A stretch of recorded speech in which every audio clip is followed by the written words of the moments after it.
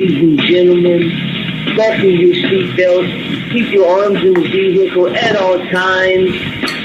Wrestle Talk begins. What's up, fam? Welcome. 5, Glad everybody's here. 4, 3, 2, 1. Enjoy the ride.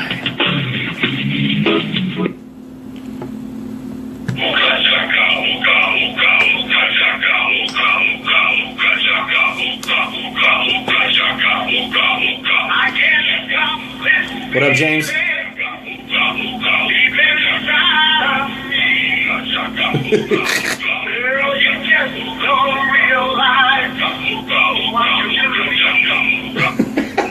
That's right, ladies and gentlemen. What's up? What is up? It is Wednesday night. It's 8 o'clock. That means one thing and one thing only. It's time to grab whoever is your favorite alcohol, if you drink alcohol. If not, grab your soda, your chocolate milk, cookies, whatever it is. Sit back and enjoy the show. Ladies and gentlemen, it is now time for the greatest podcast around, the Wrestle Talk podcast with Joe and Rene. I've got my Rolling Rock.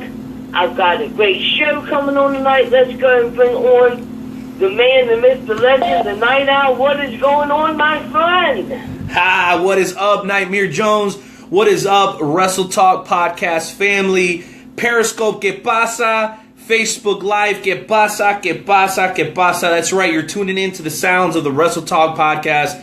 That's right, ladies and gentlemen. We are in the air everywhere, thanks to the power of www.wrestletalkpodcast.com. Man, we are here to talk all things professional wrestling with you guys, but in order to talk with you, you need to reach out to us. So, we're going to make it real simple, guys. You just dial this number, my Periscope friends, my Facebook Live friends, one of you guys do me a favor and type this out for your boy, 657-383-1521. Again, that's 657-383-1521. We have a jam-packed show for you guys tonight. We've got special guests from basically the very first bell. That means like right now, all right? And that very special guest is somebody that you guys heard here on the show last week, because we heard him spitting some bars, dropping some of that fire with that song that he put out, man. It is absolutely crazy how viral this song has gotten, because not only is it hip-hop, which we love here on the Wrestle Talk Podcast, amongst many other types of music, but it is about professional wrestling, and this man found a way to weave Braun Strowman and Becky Lynch and Sasha Banks and Roman Reigns and everybody that we all love from the WWE into a song, and we're going to go ahead and play that song again during our break today. Nightmare Jones, we got Tim, the Storm, Saunders joining us to kick off the show for High Spots. Then we got Tweet of the Week. You guys are going to like Tweet of the Week this week. It's going to be bananas. Then we have a very special representative from the CAC, that's the Cauliflower Alley Club, the who's who of professional wrestling every single year in Las Vegas. It's a very exclusive club. We're very fortunate here on the Wrestle Talk Podcast to be joined by David Buckler. That's right, that'll be our very first interview. We'll get into some shoot and shout with him. Then we come back after the shoot and shout, hit the break. You guys already know how we handle that, right? We're going to hit that song that I was just mentioning to you guys. And then we come back off the break with the world's greatest fantasy wrestling group. There's a bunch of people from the group listening now. There's a bunch of people in the group messaging me saying, hey, Rene, when are we going to get to the fantasy group? As you guys know, we do that right after the break, which is about 55 minutes from now. The best fantasy wrestling group on the planet, the FWWC, the Fantasy Wrestling Worldwide Chapter, will be here in the house to wreck it like they always do right after the break. As soon as we're done with them, we visit Snippets of Truth with Big Daddy P, where you guys have an opportunity every single week to shoot us a couple of prayer requests. We get them out in the air for you, and then we move on and hit up really what everybody tunes into every single week, which is our featured interview of the week. And this week's featured interview is none other than one of the most well-known superstars throughout the Midwest and really throughout the South as well. A man known by many names, but most well-known for his work as part of the Viking War Party is a special group of guys. We're going to talk about them, but he was with them. Now he's solo dolo. Yes, I'm talking about the Warhorse, Jay Parnell, ladies and gentlemen. He will be joining us here in a little bit under 2 hours. It's going to be fantastic, and I know that you guys are going to thoroughly enjoy talking with him the way that I know I'm looking forward to talking to him, because we got to see him in action not once this weekend out in St. Louis, but twice. And then a month before that, we saw him in action at GWF. So that's what's on deck for today's show. Nightmare Jones, you already know, 657-383-1521 for anybody that wants to jump on. Also, we've got some amazing topics that we're tackling tonight. We're going to get into that here in just a second. But before we go any further, my brother Nightmare Jones, what are you drinking tonight, Poppy? Tonight I'm drinking my favorite beer as of late, Rolling Rock. I was talking about it last week. I got more this week. It's great stuff. But enough of that. I got to ask you a question. How was it What's up? this weekend with all the wrestling shows that you got to watch? 3 wrestling shows. Dude, I did get to see, actually we only made it to 2. The third one was just a little bit out of the way, but we're going to make our way over in that direction here in the near future, and we're definitely going to be checking those guys out, man. I'd be more than happy to get into it, Joe, here a little bit later in the show, but what I will tell you, man, Michael Elgin is a tremendous competitor. That's why he is your D1 champion for Dynamo Pro. That is why he won the Battle Royal at Wrestle Kingdom 2017 against the likes of Scott Norton, Badass Billy Gunn, Jushin Thunder Liger. I could keep going and going and going, but Michael Elgin is who he is, and as well as he wrestles in the ring, he's just as good about putting on a wrestling show, dude. I was absolutely thoroughly impressed. And then what can I say about Evil Jim, Luke Roberts, Chris Rodell, and the wonderful people over at Dynamo Pro Wrestling, right in the middle of a jam-packed street in the heart of St. Louis. They had 400 to 500 crazy, rabid fans going nuts, watching spectacular wrestling. And, of course, we got a chance to see our buddy Jay Parnell in action there. Also, the Dynamo Pro Heavyweight Champion, Brandon Aarons, was there. I mean, I keep going and going and going. But, Joe, I can't put into words how excited I am about what happened this past weekend, but about tonight's show, because I know we've got already a bunch of people on the line. But before we take another step in any direction, because you know here on the Wrestle Talk Podcast, Nightmare Jones, we keep it official like a referee with a golden whistle. We got to do what we always do about this time. So we ask everybody to please remove your caps and help us as we pay homage to the greatest country on God's green earth, America, damn it.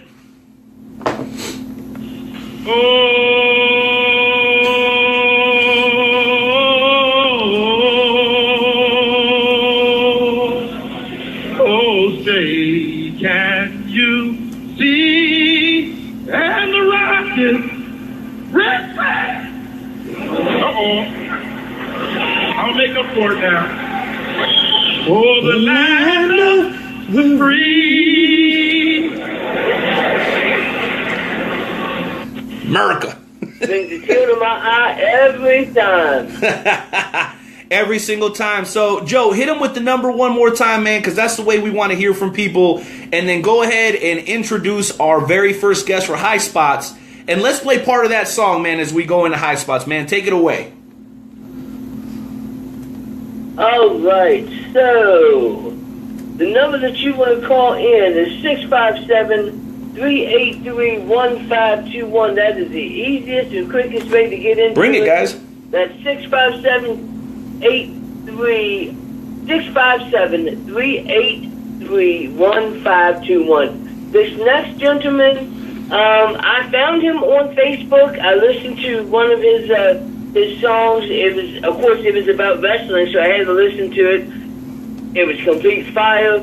I reached out to him, asked if we can use his song. He said, sure, that'd be awesome. So, and then we reached out to him again about coming on, and ladies and gentlemen, we have Tim Saunders coming on. Let's go and play some of that song real quick. Listen, y'all. Y'all gotta listen to this joint. Yeah. Yeah.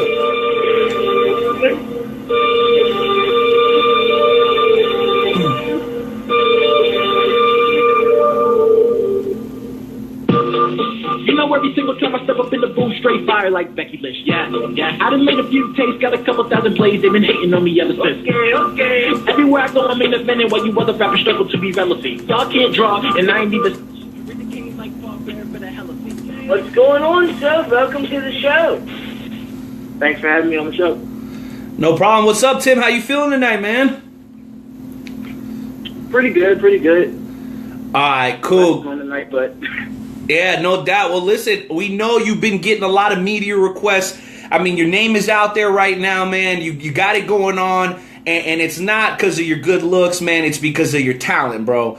You, sir, dropped some damn bars, bro. And we love hip-hop here on the Wrestle Talk podcast, but a lot of people put out music, but not a lot of people put out good quality music about professional wrestling. So let's start there, man. How did you find the inspiration to put together a song like this, dude? Because it's really special. The fans are clamoring for it. They absolutely love it. And there's no doubt in my mind, man, that people want to hear more from you, bro. So go ahead and tell us the story, man. How did this actually even come together for you?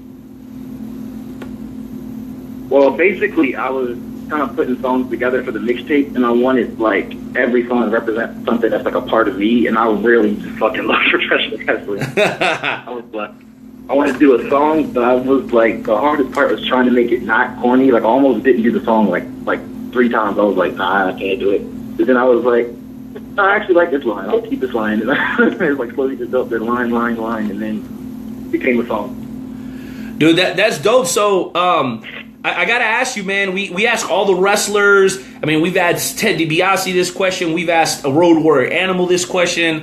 Shoot, we even asked Paul Orndorff, man. How did you get bit by the wrestling bug? When did that happen, man? Well, I was a kid during, like, the whole Super Cena era, like, around, like, 2004, 2005, when he started, like, feuding with JBL and everything. And just John Cena with the whole rap battles with the other wrestlers, like Kurt Angle and Ray, and that brought me into it. And then I saw his feud with, like, Jericho and Christian when he got drafted to Raw and everything. That's when I started, like, paying attention to the other wrestlers. I was like, this is really, overall, this is a really cool thing. No doubt. So, and I believe this is the first person I've ever heard say that they started watching pro wrestling during what I guess a lot of people would call the PG era. And that speaks to your age, man. You're only 19 years old. You obviously are a talented guy. When it comes to dropping, yeah. What? I'm sorry. How old you say you were? 18. Okay, you're 18 years old. 19 next month, though. Next month. All right, man. Well, we'll be sure to wish you a very happy birthday. So you're 18 years old. You got your whole life ahead of you, man.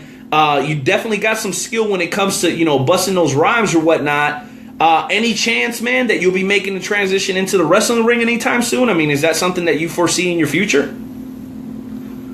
I mean, I'm under 205. I can get in there with Jack Gallagher and them, but I'm... Dude, that'd be really, really cool to see you in the ring, living your dream. And then also, obviously, you've got this talent, man, like, to be able to put these lyrics together and to make a damn good song. Because I know a lot of people that can bust a freestyle, but it takes a special person to put together a song like that. So let me do this. We've got a couple of topics that we want to hit on, and we want everybody in the Wrestle Talk family to stay engaged with us, okay? We're going to be talking a lot of WWE, so hopefully you guys can all relate. And our homeboy, The Storm, Tim Saunders, is going to be with us, and he's going to help answer some questions, and he's going to give us his opinion as well. So this is what we call the High Spot segment. Let's go ahead and get it kicked off. And the way that we're going to kick it off tonight, Storm, is by asking this very first question, okay? Recently, we saw something come across the wire that it's been about 10 years since the demise of Chris Benoit, okay? People hear that name. Everybody's got an opinion, one way or another, okay? The question is, it's been 10 years since the passing of Chris Benoit and the tragedy that took place in his house, okay, back in 2000. I want to know, has anybody's opinion changed in these last 10 years about Chris Benoit? Does anybody have a different perspective than they did 5 years ago or 10 years ago? And if they decided to make a movie as a wrestling fan, would you support it? That is the first topic at hand. 657-383-1521. And first, we're going to kick it off with my co-host, the man, the myth, the legend, Nightmare Jones. Nightmare Jones, you're on the carpet. What do you got?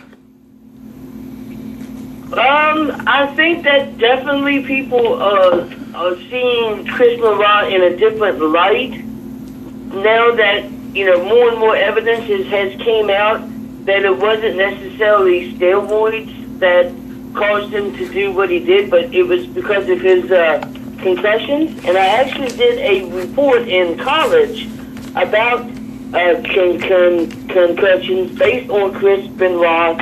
And when I looked into it, I found out that his brain was like the brain of somebody that was like 80 years old with Alzheimer's, and that was all due to the multiple concussions that he had that were not treated, because at that time, they didn't really look at concussions. They weren't really worried about concussions, but now, of course, that they know, concussions are a bigger thing. And if they were to make a movie, yes, I would definitely support it, 100%. All right, Storm, man, Tim Saunders, our special guest for the High Spot segment today, man. What's your opinion on it, man? Are you familiar with Chris Benoit, and what's your opinion on him? Yeah, I was a real big wrestling fan when it happened too, but I was only 8. So I didn't fully understand what had happened until later on. Okay. But I would support a movie on it just based off of the principle of it's an interesting story. I don't think the story necessarily has to put him in a positive light or negative light. It can just kind of tell what happened with all these concussions and everything. I don't know if WWE want to touch it because they're so conscious about dude, everything else. Dude, they won't even let Hulk Hogan back in. They won't even let Hulk Hogan back in. So you know they're not going to even touch that. If they won't, what'd you say, bro? Yeah, they're not coming into that at all. Yeah, and you know what? Let's hear what the fans got to say about WWE not giving Hulk Hogan another chance.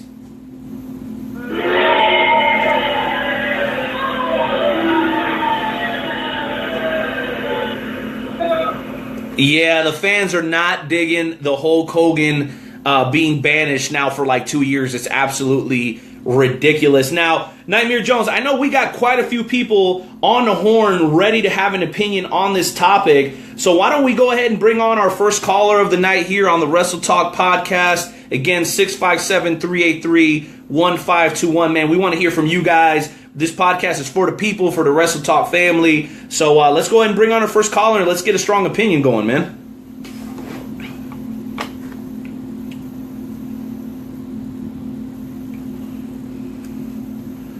Nightmare Jones, are you with me? Are we getting a caller on, or what's the deal here?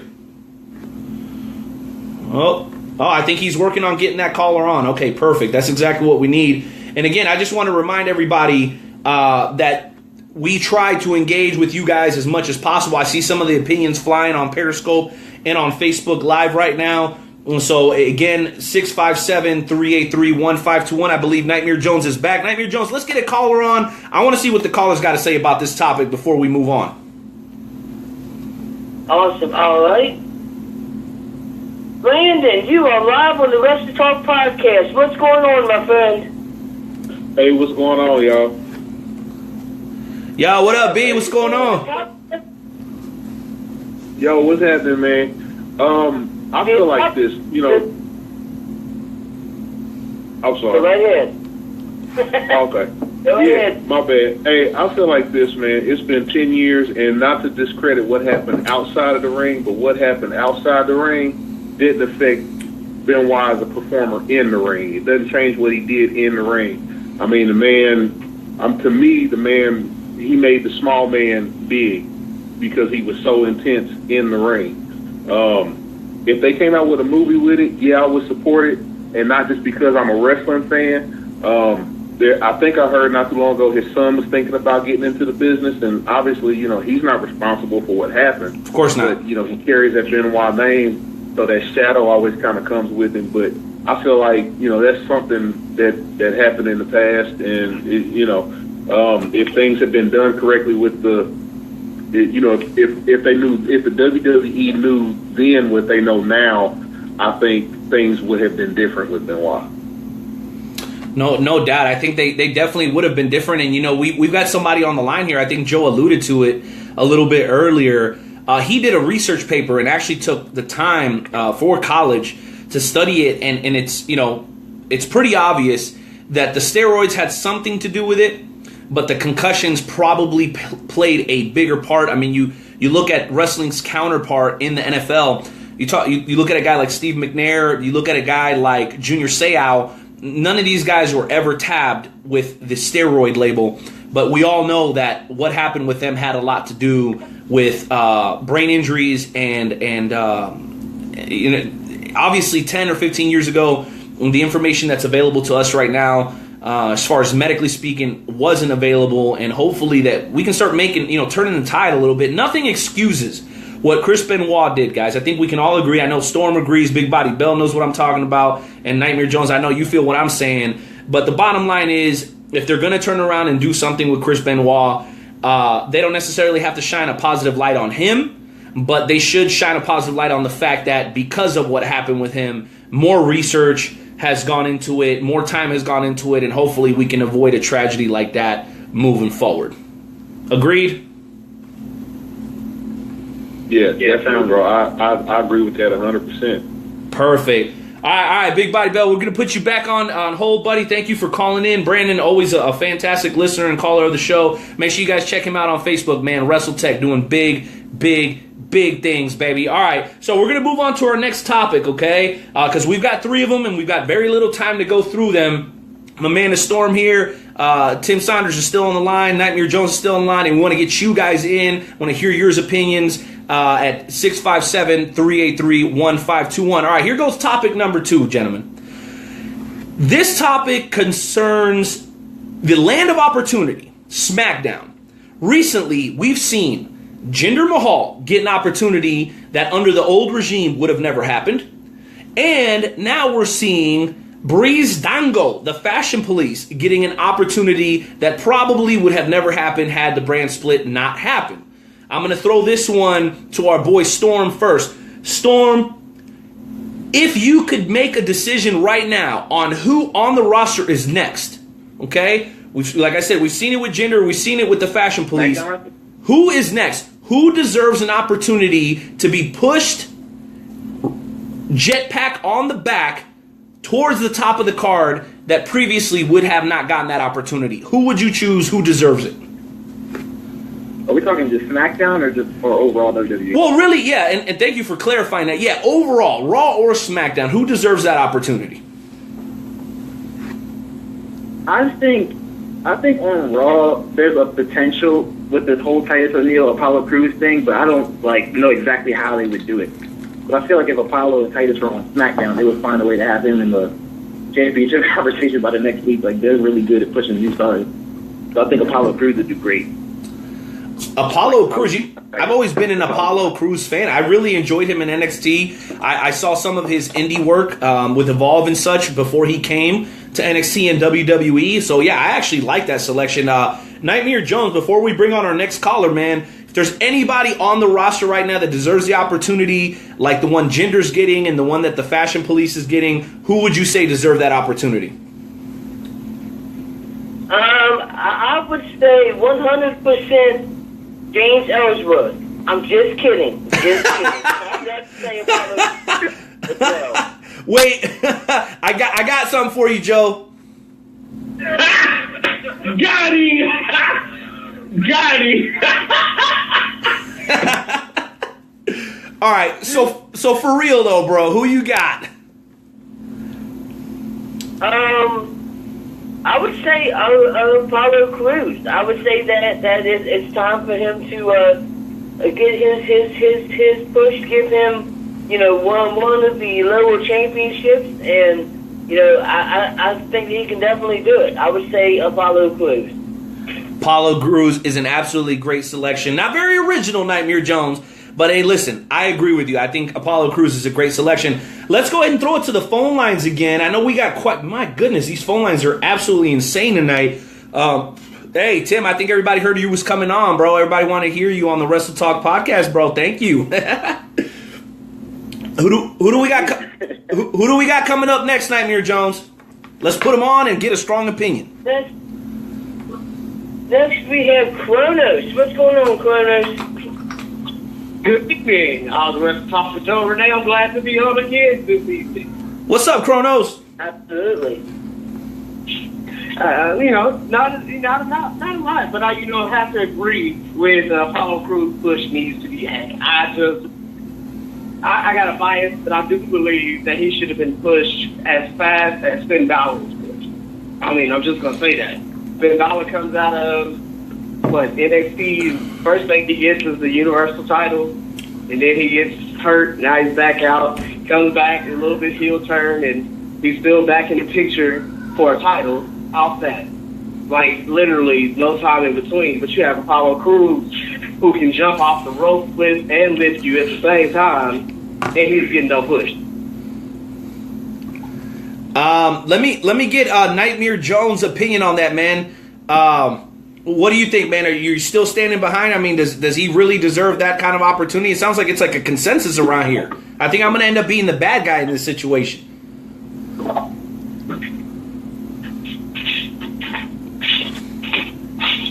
Well, I don't know what happened, but it's all good. Hey, I listen. It's all good. I just checked. It looks like Joe's screening some more callers. Believe it or not, the phone lines are absolutely insane right now, and I think that's what Nightmare Jones is doing. Let me go ahead and tell you guys a name that should have come up immediately that didn't. Okay, and I don't disagree with Apollo Crews. I think Apollo Crews is great, but I think he's got about the personality of a dry sponge. Okay, the kid's got a tremendous smile. He's got a tremendous look. He's fantastic in the ring. But if there's one guy that has paid his dues and that can wrestle absolutely all around everybody, in my opinion, for the most part on the roster, despite his size, okay? Luke Harper. Ladies and gentlemen, Luke freaking Harper. Okay, I get it. The guy's been Intercontinental. They should have did that to him too. Dude, I'm telling you, look. After the whole Orton Wyatt thing, they should have gave him the push. That's what I'm trying to say, bro. That's what I'm trying to say. They gave him the Intercontinental Championship for a cup of coffee, and then he's just been kind of like in this weird place for the longest time. And I'm like, the dude's got an awesome gimmick where he doesn't have to talk too much, and he just looks crazy intimidating. There's not a guy his size that can wrestle the way that he does. Okay, don't tell me Braun Strowman, because Braun Strowman can't wrestle the way that Luke Harper can wrestle. Braun Strowman didn't know Luke Harper at all. Yeah, exactly, bro, because people want to, he's big too. No. Luke Harper could wrestle with Sami Zayn. Luke Harper could wrestle with AJ Styles. Luke Harper could wrestle with Kevin Owens / Kevin Steen. And he's wrestled a lot of these guys already. So my opinion is, if you're going to give anybody a tremendous push, make sure you give it to one Luke Harper. The guy deserves it. Plus, he's got a pretty sweet beard. I just wish he'd take a shower a little bit more often. But that's neither here nor there. We don't judge here on the Wrestle Talk podcast. You know what I'm saying? I totally agree with you. I feel like all the Wyatt family should have been pushed a lot harder, at least with goals. For them to wait, 4 years with Bray Wyatt? He's the most gifted mic they have. He can do any storyline and make it awesome, and he's just now getting a title run. I mean, and then they take it away from him, and you put it on somebody that don't even show up. Don't even get me started, Kronos. All right. I love Strowman, but it's crazy that Strowman's so high above the card and Harper's still like floundering, not really doing anything. It's crazy to me. Jeez Louise. Yeah, they got my man Luke Harper looking like the dang janitor, man, every single week. I don't understand it. Well, listen, guys. We got our boy The Storm, Tim Saunders. Make sure you guys look him up on social media. His video, his song, we're going to play it during the break tonight, is absolutely blowing up right now. You guys absolutely have to check him out again. That's Tim Saunders. We have blessed him and bestowed him with the name The Storm, because when he picks up the mic, man, he's dropping bombs. He's raining on them. He's killing them, man. Tim Saunders, thank you for joining us, sir. We appreciate your time this evening. And Kronos, the Titan of Time, as always, it is an honor and a pleasure. Thank you, gentlemen, for being on tonight. Thank you. Good night, fellas. Thank you. All right, Nightmare Jones, I think you're going to introduce our boy Luke so we can get on to our first featured guest of the evening. Take it away, my friend. Of course. Ladies and gentlemen, the next person we've got coming on needs no introduction. He's been on the show multiple times. He's almost like family. We consider him a part of the Wrestle Talk podcast. This gentleman is always willing to help us out in any way, shape, or form. Ladies and gentlemen, the one, the only Luke Roberts. All right, gentlemen, how you doing tonight here at the Wrestle Talk podcast? You know, guys, we had a lot of great discussion there in that high spot segment, but now we're going to turn these over to a man who, like I said, I have the privilege to introduce tonight here at the Wrestle Talk podcast. This is a gentleman who's been involved with professional wrestling most of his life. He can consider himself a fan. He's been a fan for many, many years since wrestling was at the old Hershey Park Arena in Hershey, Pennsylvania. Been pretty much around the world with professional wrestling, making himself a wrestling historian, really immersing himself in the world of professional wrestling. He's gained a tremendous respect for all wrestlers that have ever had the opportunity to step inside the squared circle. This gentleman is on the Cauliflower Alley Club Executive Board of Directors. He hosts CAC Radio with Morgan Dollar, a man I have a great amount of respect for. He works on the Cauliflower Club website. He's also involved in the Cauliflower Alley Club reunions, which just had their 52nd annual reunion just a few days ago. He is also the editor-in-chief of Online World Wrestling. He's a professional wrestling announcer for 4 promotions on the eastern coast of the United States of America. Ladies and gentlemen, and I know intern Kenny, I think you've got the music ready. At this time, I'm going to go ahead and hit the music for our first guest from the Cauliflower Alley Club, Mr. David Buckler. So, Timmy, if you would be so kind, let's go ahead and get that music ready.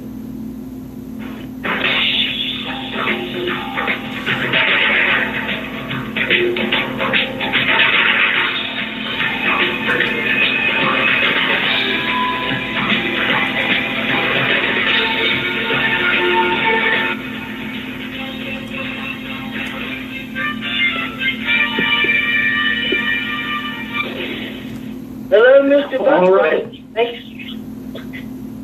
Thank you for coming on to the show, sir. Well, thank you for having me. I'm excited to be here. Excellent. Well, David, you're speaking with Rene Martinez, the Night Owl, my co-host Nightmare Jones, and of course, you've heard from Luke Roberts already. We are honored and thrilled to have you on the show. We know that you're coming off of quite possibly your busiest weekend of the year. So let's start there. Let's start with the most recent and move backwards, man. 52nd annual Cauliflower Alley Club event in Las Vegas, Nevada. Give us a brief recap, man. What were some of your highlights?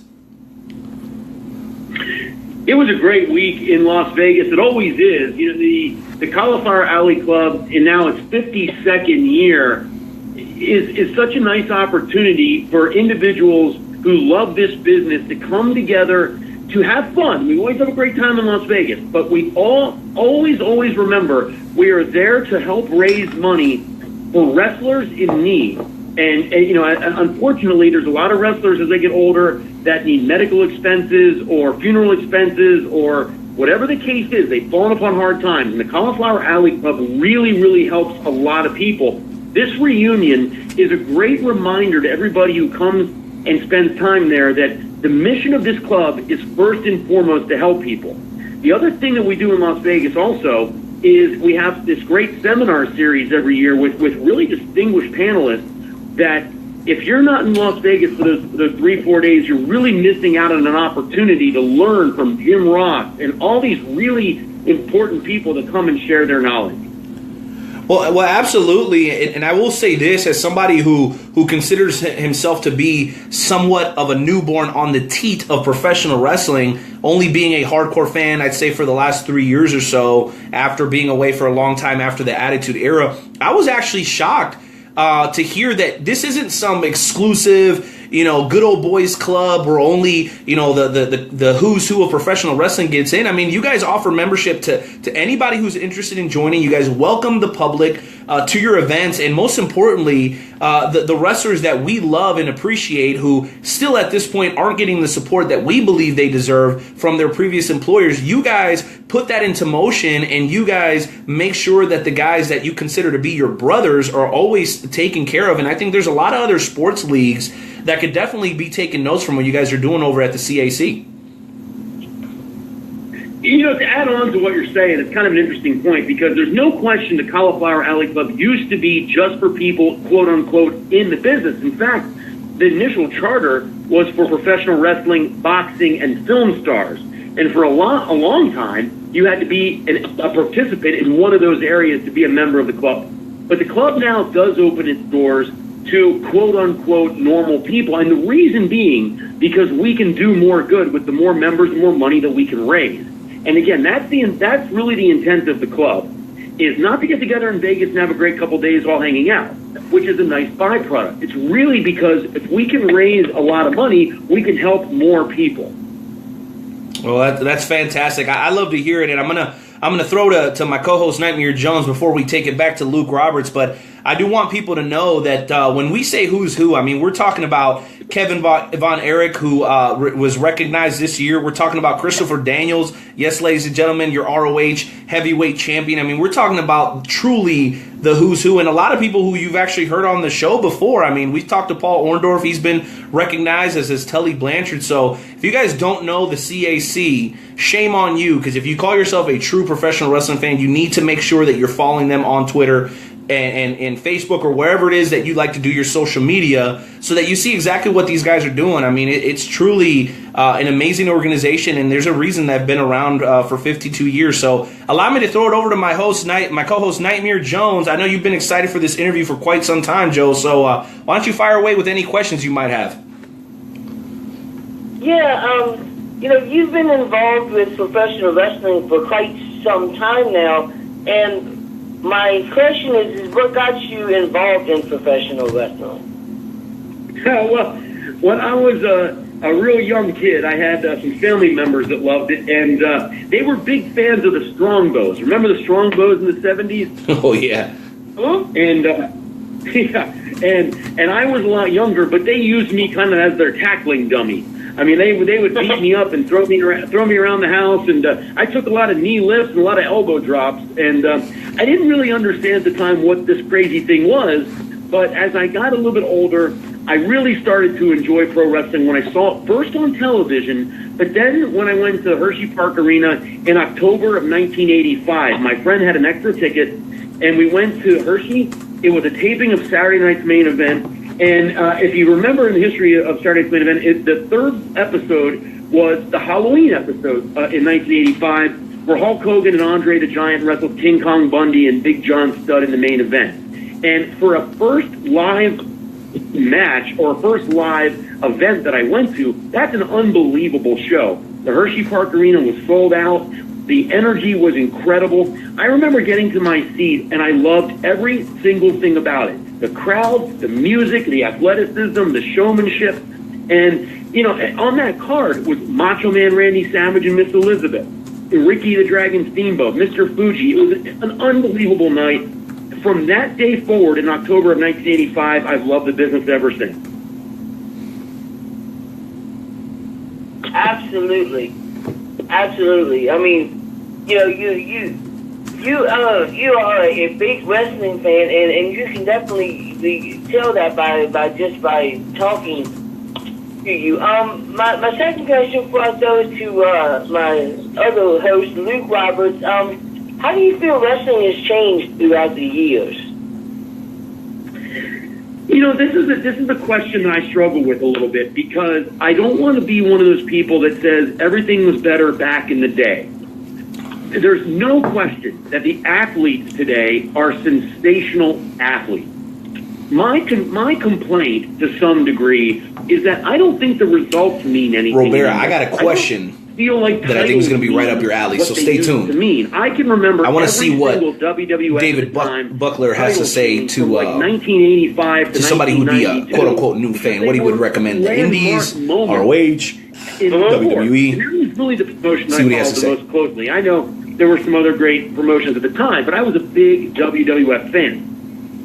And I feel like now, if I miss a Monday Night Raw, or I miss a Smackdown, or I miss a pay-per-view, I don't really care. I think, the athletes are incredible. The characters are really interesting. But, they give away a lot of really high-profile matches on Monday Night Raw. I don't know what match I'm looking forward to at next WrestleMania that's a must-see.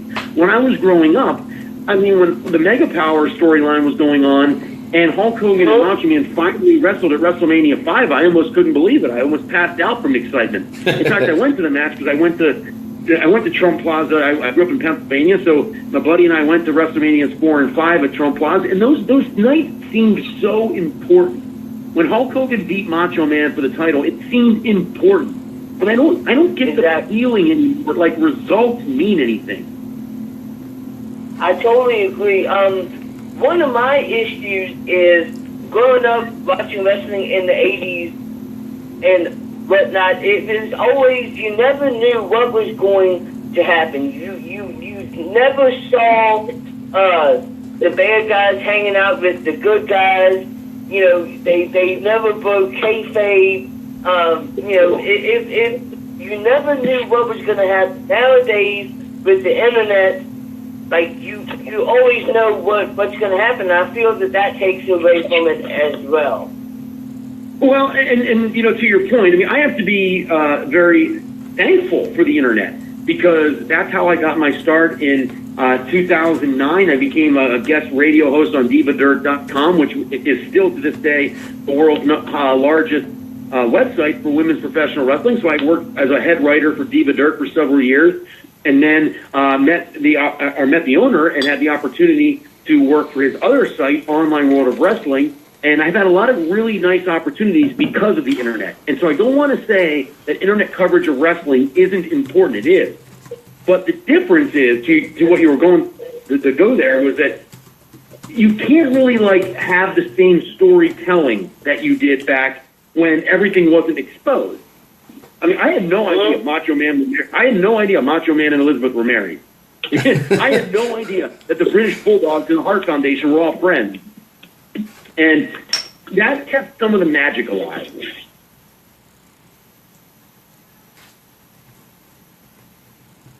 All right, Joe, I don't know if we lost you there for a second, but I know that we're getting ready to throw it over to Luke Roberts with a couple of questions. Those are actually some fantastic questions. Way to go, Joe. But Luke, why don't you jump on in here? I know you've got a couple before we throw it to the phones.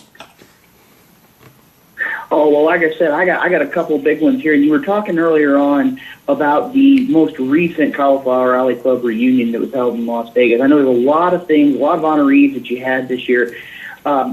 My question is, out of being a wrestling fan, being a wrestling historian, what was the one thing that really stood out to you at this year's reunion? That's an easy answer because Tully Blanchard was honored with the Iron Mike Mazurki Award this year at the CAC. And first of all, his presenter was J.J. Dillon. And J.J. is fantastic. He's been a long-term supporter of the Cauliflower Alley Club. So his presentation of Tully was very meaningful. Going back to the time when people believed in the Four Horsemen and they believed in that time era of authenticity with those characters. So that was really nice. But Tully's speech in accepting that Iron Mike Award was really, really powerful. You know, he didn't gloss over the fact that, you know, he failed a drug test in WWE in 1989, and that cost the Brainbusters at the time some of the momentum they had with that company, and they were going back to WCW at the time. They were going to leave Vince and go back, and it was really fascinating to hear his story about coming to the WWF at the time, winning the titles, having that problem in his personal life, and never really working again at that level because then WCW pulled his contract, and he never really got booked again at a very high level. He was very candid. He was just a class act all the way and showed why the CAC honored him with the Iron Mike Award. Tully Blanchard, and he still looks, by the way, like he could go 60 minutes in Madison Square Garden. Well, David, I got to say, when you sit there and you look at it, I mean, again, you could not ask for a better presenter for the Iron Mike Award than J.J. Dillon. I mean, anybody that's heard anything about the Four Horsemen of professional wrestling, J.J. Dillon basically was with these guys night and day, 24/7, 365. And I mean, again, to have someone of that caliber to induct you into and present you with that award, on top of, like I said, I've had the opportunity to hear Mr. Blanchard speak on a couple of occasions. the man delivers a very powerful message, and like you said, he makes no bones about it. Another thing I wanted to ask about was the idea, for those that are familiar, I know a lot of people nowadays are listening to podcasts like the Wrestle Talk podcast. Can you give us a little bit of information about what listeners could hear when you have the opportunity to listen into CAC Radio with your co-host, Morgan Dollar? Absolutely. One last point about JJ real quick, because you mentioned him there. It made me a little sad when he was up there speaking too, because outside of like Bobby Heenan and JJ Dillon and Jimmy Hart was at the CAC reunion, we don't get managers like that anymore. And I thought managers back in the 80s were a lot of fun. The Heenan family and Mr. Fuji and J.J. Dillon with the Four Horsemen. And I just kind of missed that part of professional wrestling. And like you said, like he was with the Four Horsemen all the time. He was as big a part, really, in my opinion, of their success because he helped tell the story. But anyway, J.J. is a great guy, a class act, and added a lot of prestige to the reunion this year. What they can expect at the Cauliflower Alley Club reunion is just more of that great storytelling of the past, of people really appreciating this business. There's a lot of great learning seminars. And, we had a lot of other honorees this year, like Dave Meltzer, who's a wrestling historian and someone that, the Wrestling Observer newsletter deserves a lot of respect. The Glow Girls got honored this year for their contributions. And it was a really, really special time. Kevin Von Erich, really representing the Von Erich family. He himself was totally agree with you. Marshall was there, and managers do a huge service. Lifetime Achievement Award. So Periscope. A very nice Robert time Berkeley in Las Vegas. commenting. I think people managers should are check great, out the Cauliflower great Alley for singles Club, wrestlers. We don't see enough of them. Club itself, and if you want to listen to the radio, Morgan Dollar, who's the executive vice president, he and I do a show about every 6 weeks or so. And the two things we try to accomplish: one, we try to talk about club news. It's important to get our message across. But two, we try to bring on a featured guest that's going to share with us, some of their road stories and the reason why the club honored them. Well, like I said, that's definitely one of those that if you have an opportunity to listen to CAC Radio, I've had an opportunity to listen on a couple of occasions. I got to tell you, it's a great time to listen and really get an understanding of what the professional wrestling industry is all about. I was looking at your bio and looking at the info that was available on caulifloweralleyclub.org, and I noticed that you are, to this day, in addition to all of the duties that you have with the CAC, you're also very active in the announcing side of professional wrestling. Can you tell the listeners here of the Wrestle Talk podcast what keeps you going and doing announcing for all these different promotions on the East Coast?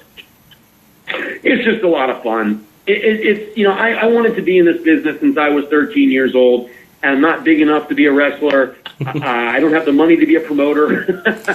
and ring announcing was my entry into this business, and I really enjoyed it. I had the wonderful opportunity to work for some very nice promoters here on the East Coast. It's an absolutely wonderful point, Robert. Sacrifice. It's a lot of work. I work in Delaware, West Virginia, Pennsylvania. That's why Indy Maryland, now is, and it's a lot of driving is the best wrestling that there is. That's what people do in this business if they want to be involved. So it's just been a lot of fun. I've had the opportunity to be in the ring with, Greg Valentine, Tito Santana, Hillbilly Jim, Hacksaw Jim Duggan, which for me was kind of cool because I idolized them in my youth, but also some of the real guy stars of today. So I take my kids with me. They think the wrestlers are superheroes, and it's been fun for the family. Yeah, no doubt, and it sounds like a great time, David. And as fun as it sounds, like you said, you guys do a lot for the community, and I hate to kind of bring the interview down, but I think it's important for us to touch on this topic. There's a young man, or I should say there was a young man, by the name of Aiden from York, Pennsylvania. I'm going to let you shed some light on that situation because I think when I was doing my research, I found it to be one of the most interesting and heartfelt things that I saw of everything that I read over the last couple of days. So can you kind of give us the background on that so people can kind of really get an idea of what it is you guys are really, really doing over at the CAC? Well, that's a very, very personal story for me because I'm from York, Pennsylvania. And so I had it goes back to when I was a kid. I mean, I wrestled in the talent show in high school. You know, I was the big boss man. My friend was Hulk Hogan. I mean, everyone I grew up with knew that I loved pro wrestling. So to this day, they're not surprised at all that I got involved in this business in a more professional capacity. My friend Stephanie, who lives in New York, messaged me on Facebook and said there's this family in Pennsylvania going through a really tough time with their son. Is there anything you or the Cauliflower Alley Club or any of your connections can do to bring some happiness to this young boy? So I went down and I looked around in my workshop and I found some old wrestling toys I had and some things I was never going to really use. And I mailed him, just some fun things, some programs, some trading cards, a couple action figures, whatever it was. And he was just a big wrestling fan. He actually also got a call from Triple H and got to FaceTime with some of the stars of WWE. So thank you to World Wrestling Entertainment. Unfortunately, I mailed those items, I think, like in February, and the young man passed away about a month later, or 4 or 6 weeks later. And it's just a sad story. I did hear, though, from the family and from my friend, and said that, up until the end, wrestling was a real light in his life. And, it doesn't matter. Whether you like football or wrestling or, Star Trek, it doesn't matter. These things are all entertainment, and pro wrestling, in this case, brought some joy to this young man. Awesome. And I'm so glad that you guys were able to do that. And obviously those connections, that family atmosphere that the CAC has, obviously has a tremendous impact, and it impacted this young man before he passed away, unfortunately, not too long ago. Mm-hmm. And then I guess my last question before we get into shoot and shout here with you, Dave, is SICW. A gentleman by the name of Herb Simmons has been attending your guys' events for quite a while. I'm sure you're familiar. He runs a medium to small size promotion in Southern Illinois and has for a very long time. I'm curious, with the power of the internet, the expansion of the WWE globally, promotions that are quote-unquote indie like ROH and Evolve, and I can just keep going and going, House of Hardcore. My question to you is, what do you see the future being for those smaller, local, regional promotions with this absolutely insane expansion of professional wrestling? Because I think wrestling now is definitely on an uptick, and I think it's a wonderful thing. But what does that mean, and what does that do for promotions on that level? Can they sustain and continue to draw the people and not lose them to some of the bigger promotions, or are we going to start to see a decline in that here in the next couple of years? It's a fantastic question. Absolutely fantastic question. I think there's a couple parts to it. First of all, I think promotions have to be realistic. They're not going to challenge WWE. Nobody is. Impact Wrestling can't figure themselves out, right? Right. And what a shame. I mean, they keep going through ownership changes and programming changes. They move the night of the week around, thinking if we could be on Wednesday, doesn't matter. Impact Wrestling is never going to challenge. Ring of Honor is never going to challenge. None of these are. So in these smaller promotions, have to just understand they're kind of placed in life, if you will. They're going to be nice family shows, and they're going to feature athletes that are really trying to make a name for themselves in this business and entertain the fans, and it's wonderful for all of us that are a part of it. But that's all it's ever going to be. I do think some of these promotions are figuring out social media in a way to improve their shows. I work for a great promotion here on the East Coast called Primal Conflict Wrestling, and they do a nice job integrating Facebook and Twitter to kind of continue storylines and kind of, they do like pre-show vignettes or interviews or angles on Facebook, so it makes you want to check that out before you go and actually see the show live. But these smaller promotions are what they are. They're wonderful nights out for the family. I'm honored to work with them, but they're never going to rise to the level of WWE. And as long as they're okay with being what they are, I think that's great. I will say that one thing these promotions have to be careful of is bringing in these big stars like a Tito Santana or a Greg Valentine, and they come in and they squash their own people. That's a great point. If they want to sell tickets, right? So they get Sanjay Dutt, and they get Kevin Thorne, and they get the Headbangers and all these people to come in. And it's great to sell tickets on the poster, but it's not great when Greg Valentine comes in and beats your heavyweight champion. And that doesn't sustain or build the characters or the storylines of these promotions. It may sell extra tickets, and it may be good for the autographs and the photographs, but it does hurt, I think, the characters in the locker room. And so it's a fine line. Are they in this to sell tickets, or are they in this to build their own stars and tell stories? I think being a promoter is very, very difficult. And the other thing, too, is no matter what you do in pro wrestling, people hate you on Twitter, and they hate you on Facebook, and they hate you on social media. That's true. So, everybody, it's really a community filled with a lot of dissent, right? And so you have to be very careful not to be pandering to what you read on Twitter. As your modern wrestling fan would say, we got a couple haters. That's absolutely true, David. So listen, I can hear that you're a high energy guy that's enthusiastic about pro wrestling. So what we want to do is have you join us for one of our signature segments on the show that we do every single week. It's called the Shoot and Shout segment. You get as much or as little time as you want to vent on anything that is bothering you at the moment. It's called the Shoot and Shout segment. We've had people complain about, potato chips only being half full. We've had people complain about chips on the credit cards. We've had people complain about other fans in professional wrestling. So it's all in fun. And so we would be honored if you would join us for just a few seconds on the Shoot and Shout segment. Are you cool with that? Absolutely. All right, intern Timmy, you know what to do, baby. Hit the music. Greeting, Earthlings. We have now taken over your radio.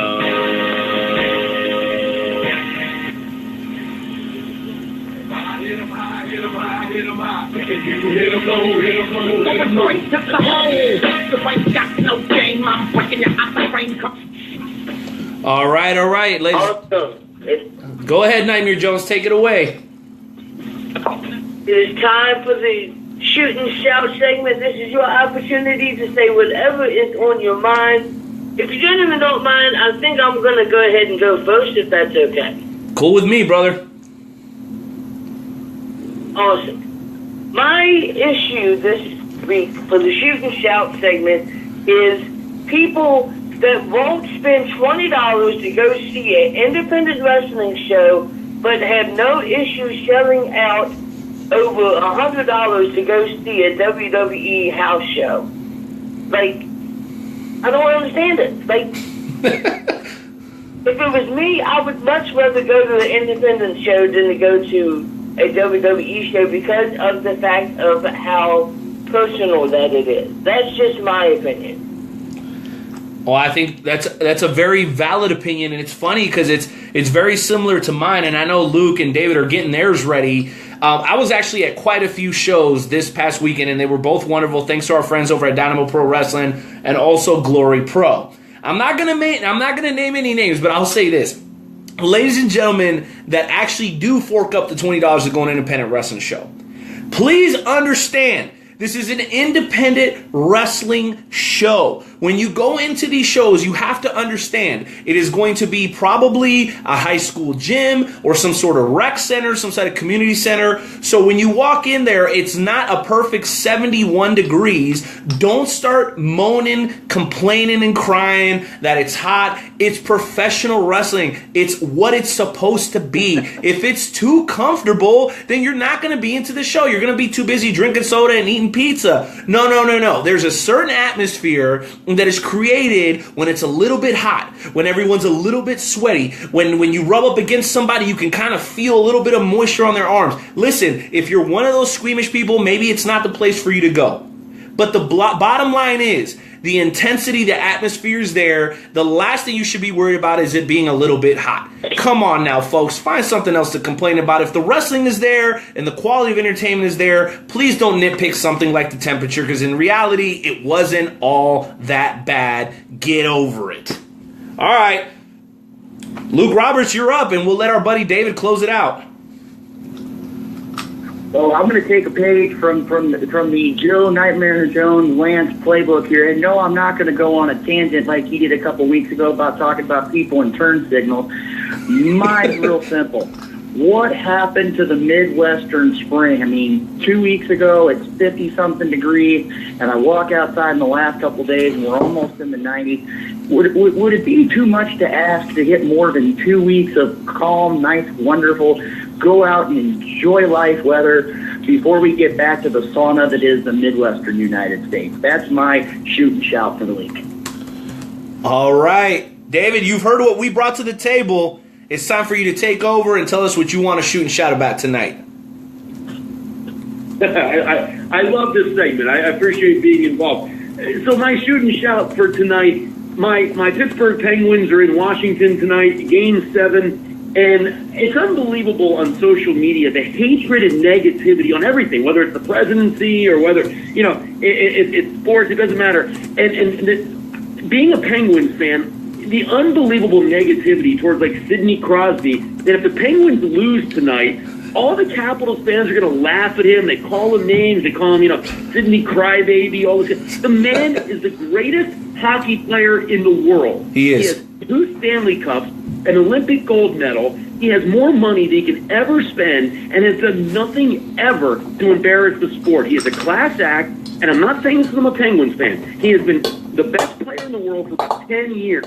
But it's amazing that people sitting in a one-bedroom apartment in Washington, D.C., who have no job, can sit there on social media and criticize a world-class elite athlete with a couple keystrokes. The social media negativity and hatred that extends to so many parts of our society is really a shame. If the Capitals win tonight, I want to stand up and congratulate them on a great comeback in the series. But we don't do that as a society. We say, Crosby's a crybaby, F him, F this, F, He's the finest hockey player in the world, and there's no respect for it. There is absolutely no respect, and shame on you people who can't appreciate when you've got an absolutely wonderful player playing in front of you. It's kind of like the LeBron haters. No matter what LeBron does, they've always got something to say. Well, let me tell you this. Go ahead, David. Jump back in.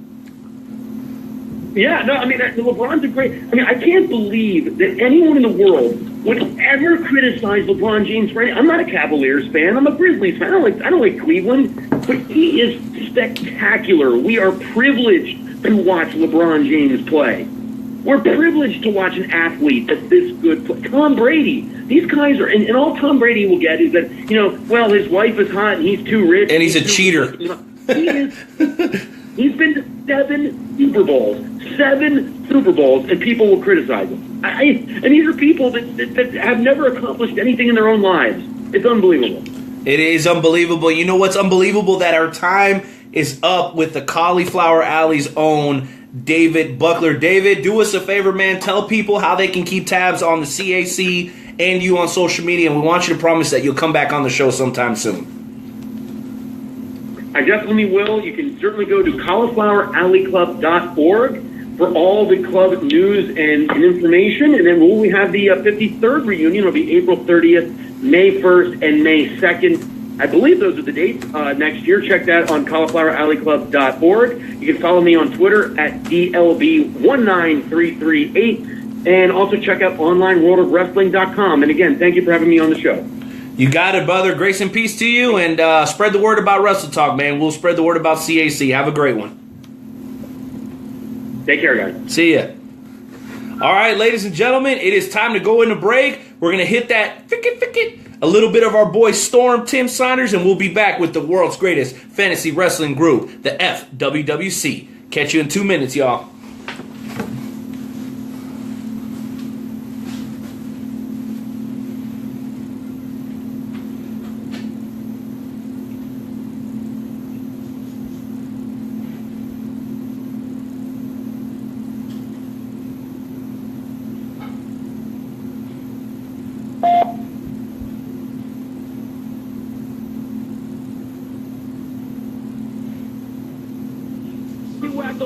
When you other rappers struggle to be relevant. Y'all can't draw, and I ain't even selling shit. Raising came like Paul Bear for the hell of it. Okay. You know how you get the feeling like Sheldon, can't nobody stop me. Stop me. No. I just be getting that money, I be in the bank like I'm Sasha. I already told you that I'm in the vein and you ain't on the roster. Ain't no Lugallos, I ain't no imposter. I'm cool in the clutch like I'm Colonel Mustafa. Yeah, listen what I say though. You don't wanna play the voice like a power bomb. When I pop up, you get KO'd. I be flipping all these words. Kalisto every day, but I think I got the world in my hands. call me Bray, always stop. The flow is too simple, and I know I think I was just trying to cruise like Apollo. Well, now I'm about to be moving for throttle. I was cruising, wait, that's Lindsay Dorado. Yeah, I just turn up every time I get started. And you know it's really second nature, Charlotte. I'm the only one that's got the mojo, Raleigh. And I'll beat them if we in a race, Harley. Yes, I'm just falling, they really just falling. I'm number one pick in this rap, I'm surprised. I've been falling since Big Cass was just calling. I'm Undertaker for these haters and coffins like flow crazy.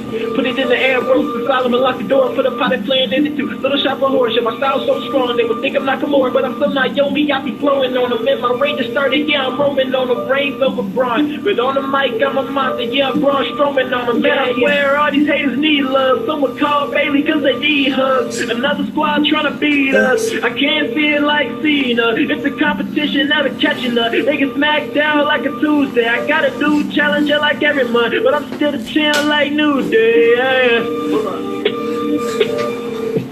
Alright, go.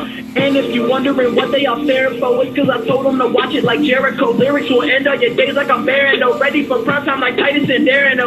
Drop a song, I bet it made them look. I be flexing on them like I'm Dana Brooke. Yeah, their heads spinning like the Exorcist, and they be flipping out just like Alexa Bliss. And if a rapper ever starts super wilding, I'ma call Cesaro, he gon' neutralize him. Yeah, I'm Sami Zayn when it comes to songs, cause I drop them like a blue thunder bomb.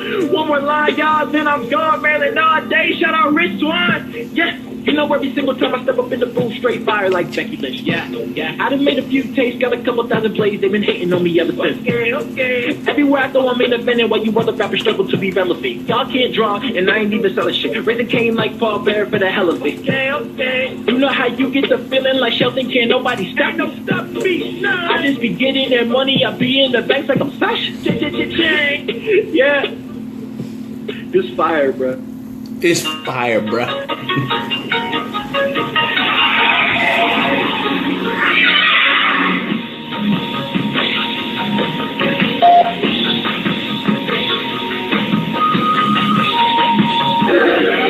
Hey, wrestling fans, Ricky the Dragon Steamboat talking at you, and you're listening to the Wrestle Talk Podcast.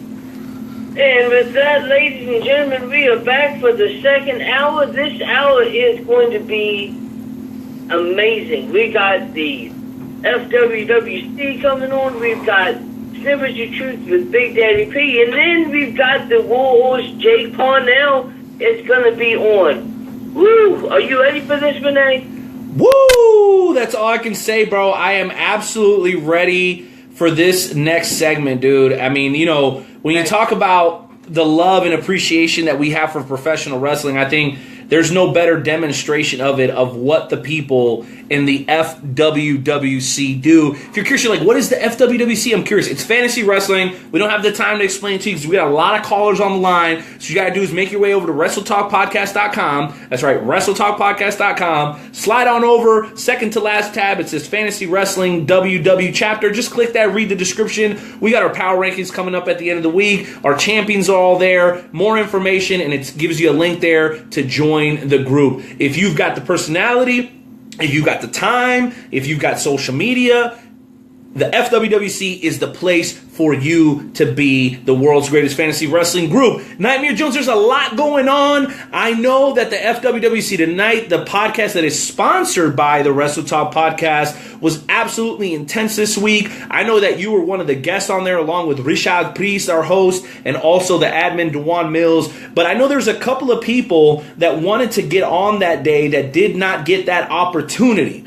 So we're going to open up the phone lines once again to our friends over at the Fantasy Wrestling Worldwide Chapter and see what the happenings are in the FWWC. So let's go ahead and get right to it, folks. We're going to get our first caller on, and you can join us by dialing 657-383-1521. Again, that's 657-383-1521. Intern Timmy, who's our first caller on the fantasy segment tonight?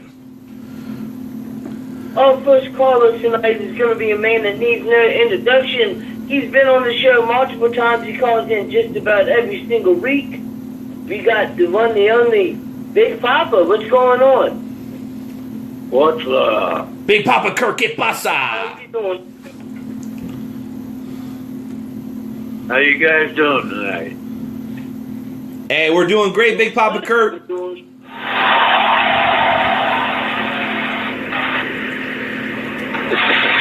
Sounds like the fans are behind you, Big Papa Kurt, man. What is going on in your world? You've been a very busy man lately, but I'll tell you what, a very angry man at the same time. Last night around midnight, you cut a promo in response to one Richard Priest, who also happens to be a La Familia brethren of yours. So I'm curious, man, what is on your mind, Big Papa Kurt? I'm tired, sick and tired of Richard Priest going around saying he's the greatest undisputed Legends champion when I was never defeated when I was champion. All right, so I want him to get in. No, I cut you off. Please continue. I apologize. And I'm wanting him to get in the ring to prove that he's the world's greatest Legends champion. So at this point, there's quite a few questions as to exactly how that can be arranged. You see, you have not necessarily been on a winning streak lately, Big Papa Kurt. I mean, I could say the same thing for Arden Murphy. Arden Murphy just lost his Intercontinental Championship, and then he's challenging now for the Universe Heavyweight Championship. So I'm curious, how does something like this get resolved? I mean, you're talking about two guys who are two of the best in the chapter, no doubt about it, two of the best in this promotion, but just here lately, you guys haven't been on a winning streak. So you tell me how something like this gets resolved. You put me and Arden Murphy in a match on Monday Night Raw. All right. I'm listening. So, okay, so you guys have a match on Monday Night Raw. What happens if you know, say you win? What happens then? Put me in a triple threat with Nightmare Jones and Richard Priest. Wow. Now, I know those two have been discussing a possibility of having a title for title match. So are you saying that if you beat Arden Murphy on Monday, then you would be included in that match and you would have a chance to walk away with not just one championship, but two? Is that what you're proposing here? Yes. Oh, boy. You know what? I will make sure to hand deliver this proposal to the board of directors, and hopefully we'll get ourselves an answer before this upcoming Monday, Big Papa Kurt. All I know is that I've been watching your work lately, okay, and it's been absolutely on fire. I hope that you continue to do that and rep your boys, your faction, your family, La Familia Worldwide in the best way that you can. We thank you for calling in. Do you have a closing comment? All I know is my fans are behind me. Wow, there it is. Big Papa Kurt, ladies and gentlemen, former Warriors Heart champion, former Undisputed Legends champion, former United States champion, former Intercontinental champion, former two-time tag team champion. I mean, is there anything this guy hasn't done yet, Nightmare Jones? I mean, I know he's gone, but I mean, the guy is very, very accomplished, and I'm curious to hear what you have to say, and then obviously I want to hear what some of the other callers have to say. Absolutely. I have a lot of respect for Big Papa Cook. He has done a lot of things, and he does make a lot of sense. He never did lose that Legends Championship. So I have a lot of respect for him. Hopefully he gets back into the groove, and he'll get opportunity at that belt sometime. All right. Well, an interesting proposal by Big Papa Kurt, a.k.a. Jimbo Slice of La Familia. And for those of you guys who are just tuning in, listen, this is the Wrestle Talk podcast. We are doing a fantasy wrestling segment. In just a few minutes here, we're going to go into Snippets of Truth with Big Daddy P. And then we're going to have one of the hottest up-and-coming superstars and wrestlers in the Midwest, the Warhorse, formerly of the Viking War Party, Jake Parnell. But before we get there, I know we have a brand new caller, Nightmare Jones, a man who has really just popped up over the last couple of days, but I'm very intrigued because he seems to know what he's doing.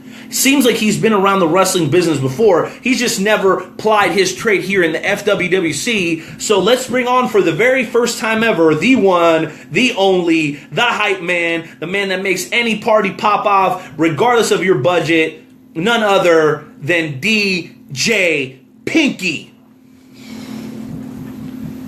Yo, what's up, guys? What up, Pink? What's going on, Poppy? What's going on? Hey, nothing much, man. Party atmosphere. It's getting wild, man. What was the deal with that big bopper guy? You mean Jimbo Slice? They say his name was Big Bopper, and he really wanted ice cream for some reason. Got him! Got him! Wait a minute. Wait, look, DJ Pinky, listen, we know you're new here, but be mindful. There is a pecking order in the chapter, so tread lightly. Jimbo Slice is a legend here in the FWWC. Is that how you want to kick off your career here, insulting and goofing off on legends, or do you just simply not care? Oh, I don't have a care in the world, Rene. You know, I'm just here to do whatever it takes to get to the top, and if I have to eat some ice cream to get there, that won't be an issue. Wow, quite the perspective from DJ Pinky. DJ Pinky, we don't know much about you at this point. We know you are formerly or currently working for a couple of other promotions, but you are now here in the FWWC, the world's greatest fantasy wrestling group. What is your objective other than keeping the party going and keeping the party hyped? Man, my objective, I have a lot of objectives, Rene, and I do work for a lot of other promotions, and I enjoy working for them. But my objective here in the Fantasy Wrestling Worldwide Chapter, the FWWC, my objective here is to just win championships, baby, because that's all I do is win no matter what. And, you know, that's not a knockoff of some other person's song, because I thought of that first. Wow, really? Well, you know, I hate to disagree with you, DJ Pinky, but here on the Wrestle Talk podcast, we've actually been doing the win for a very long time, and we do wish you all the best in the world. But I mean, come on now, you don't have to necessarily steal our gimmick to put yourself over. I can never get enough, and every time I step up in the building, everybody hands go up, and they stay there. All right. You guys get the gist. DJ Pinky, we appreciate you calling in. I'm honored to have you for the very first time here on the Wrestle Talk Podcast FWWC segment. And plain and simple, pretty soon, maybe even as early as next week, DJ Pinky's going to have to jump behind the turntables and see exactly what he can do here in the FWWC. Thanks for calling in tonight, buddy. Yeah. Maybe next time you have some ice cream for me, even if it is legendary ice cream. This freaking guy. My goodness. All right, Nightmare Jones. I know we've got quite a few other callers to get through. I'm curious, man, who else you got on the line? I hear we got a funky guy. I hear we got a bear. I mean, I don't know what the hell's going on. Why don't we go ahead and bring on the next caller before we move on to Snippets of Truth?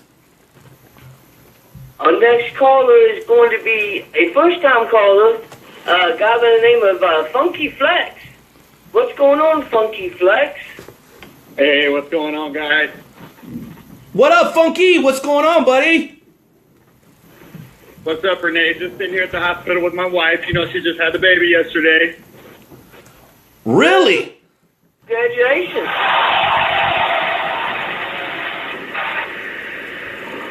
Appreciate it, guys. So here. I was just calling. Dude, the crowd's going nuts for you, man. Tell us what's on your mind, Funky. All right. I just called to get something on my chest here, man. You know, we got Saint running around here with his long black hair. I'm ready to put this guy to an end. Now, what exactly is your problem with the Saint? Saint runs his mouth, man. He needs to get hit with the Funk Buster. He needs to be hit with the Funk Buster. Now, Funky, I'm curious, okay? Because I'm the one that asked these questions. What is so funky about Flex? What makes you Funky Flex? Oh man, Funky's got soul. That's really all there is to it, just the soul in him. Funky's got soul, and Funky's finisher is the Funk Buster, if I'm not mistaken. The Funk Buster. The Funk Buster. Well, that's very, very interesting. Well, And I tell you what. Go ahead. I tell you what, as soon as Thing gets hit with that Funk Buster, it's 1, 2, 3, done. 1, 2, 3, buenas noches. Well, I do have to ask you this very last question here. You, sir, are new here in the FWWC. You've seen our champions in action. You've seen some of the new challengers in action. Can you give us a general idea, once you look at the overall landscape of the FWWC, and where Funky Flex fits into that landscape? Oh, man, I love it. I love it. I tell you what, Funky's going to be right up there with the top greats. If any of you champions are listening in right now, oh, they are. For your goals. Watch out. Oh, you know they are. Out. Funky's coming. You got it. All right, ladies and gentlemen, the one, the only Funky Flex. You can catch him in action only one place, and that's right here in the world's greatest fantasy wrestling group, the FWWC. Nightmare Jones, I believe we have time for one more caller. This is a man that I believe tried to get on last week or earlier in the week on the FWWC tonight. He is one half of the Outsiders with his tag team partner, the Heel Deal, and he's also one half of the number one contenders for the UXT Tag Team Champions. None other, ladies and gentlemen, than Robert is back here on the Wrestle Talk podcast with Joe and Rene. What's going on, Robert? What up, Nightmare Jones and Rene? ¿Qué pasa, man? What's going on? What's on your mind tonight? Man, I got a lot to talk about. A lot to talk about these newcomers. Man, they just seems like they're popping out of nowhere, and it's a great time to be in the UXT because you got people coming out of the woodworks, basically hungry and wanting to wrestle, but they got to realize you got to start from the bottom and work your way to the top. Well, that's very, very true, Robert. We've got a lot of talented people in the chapter right now. I dare to say that we're quite possibly the hottest promotion going right now, really anywhere in the world. And it has a lot to do with people such as yourself being a part of this wonderful promotion. I mean, let me just quickly go through our UXT roster right now. I don't think I've ever seen it this crazy. All right, starting off with, of course, our current UXT champion, Massacre. Then moving on to our current UXT Tag Team Champions, Tank and Deidric Rain, better known as Blitzkrieg. Now, all three of these, the UXT Champ and the UXT Tag Champ, are all members of the prestigious Steampunk Collective.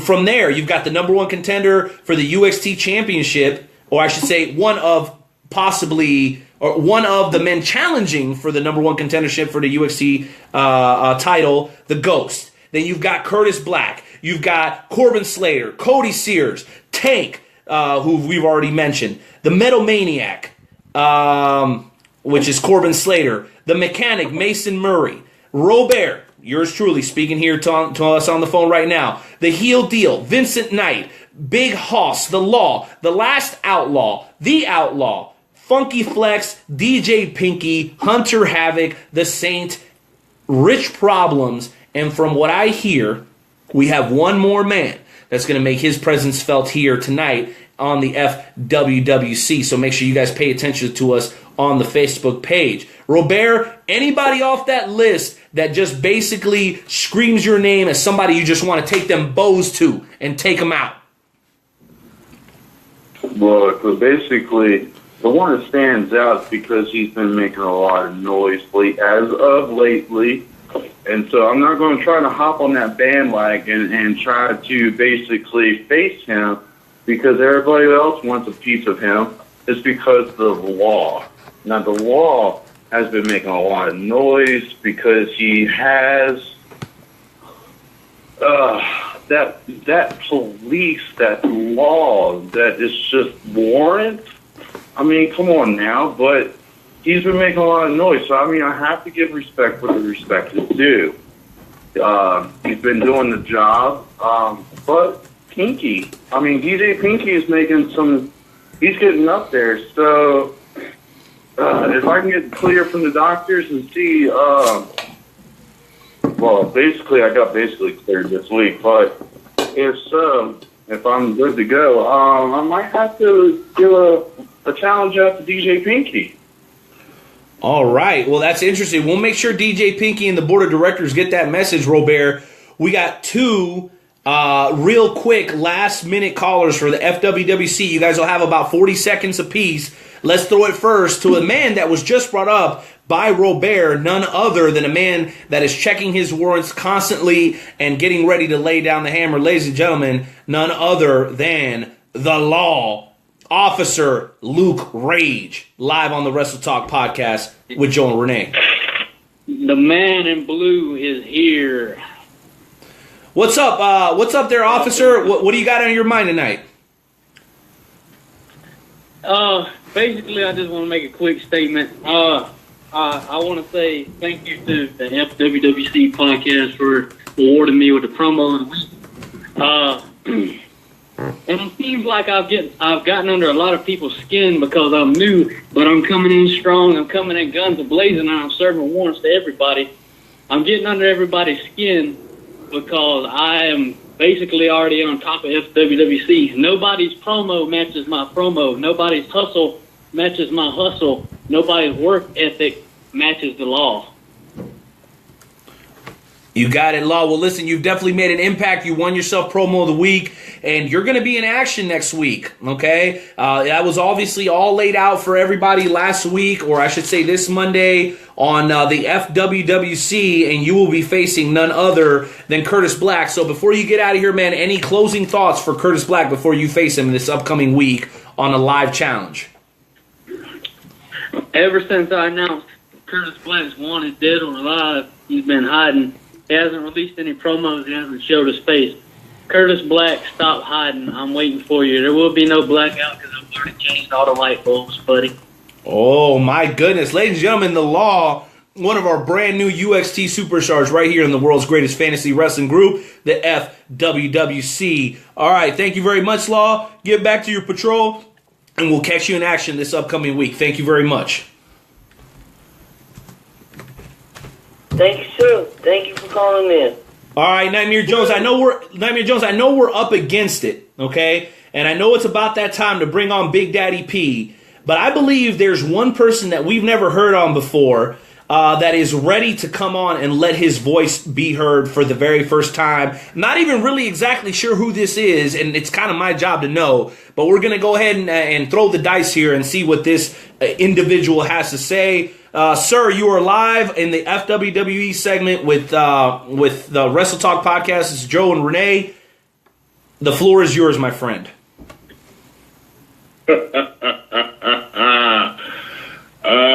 How's it going, fellas? I'm here to let everyone know in the promotion that I'm here to win gold because according to me being the last descendant, Julius Cairo, that's what I'm meant to do.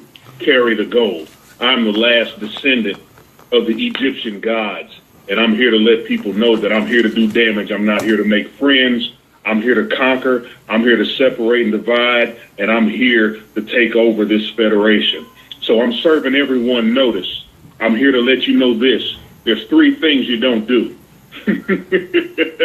You don't play with fire because you get burnt. You don't play with snakes because you'll get bit. And you don't play with Julius Cairo because you will be demolished. So it is written, so shall it be. What? And he's gone. Nightmare Jones, Julius Cairo, the last descendant of the Kingdom of Egypt. I mean, what's going on here? Do you know anything about this Julius Cairo character? I have no idea. My goodness, the recent influx of superstars is making my head want to explode. But listen, as much as I would love to ramble on about the FWWC and Julius Cairo and all the wonderful people that called in today, we have to move on to Snippets of Truth with Big Daddy P. So intern Timmy, you know what to do. Hit the music. As soon as that's done, we're hitting up the Warhorse, baby. Jake Parnell is going down around here.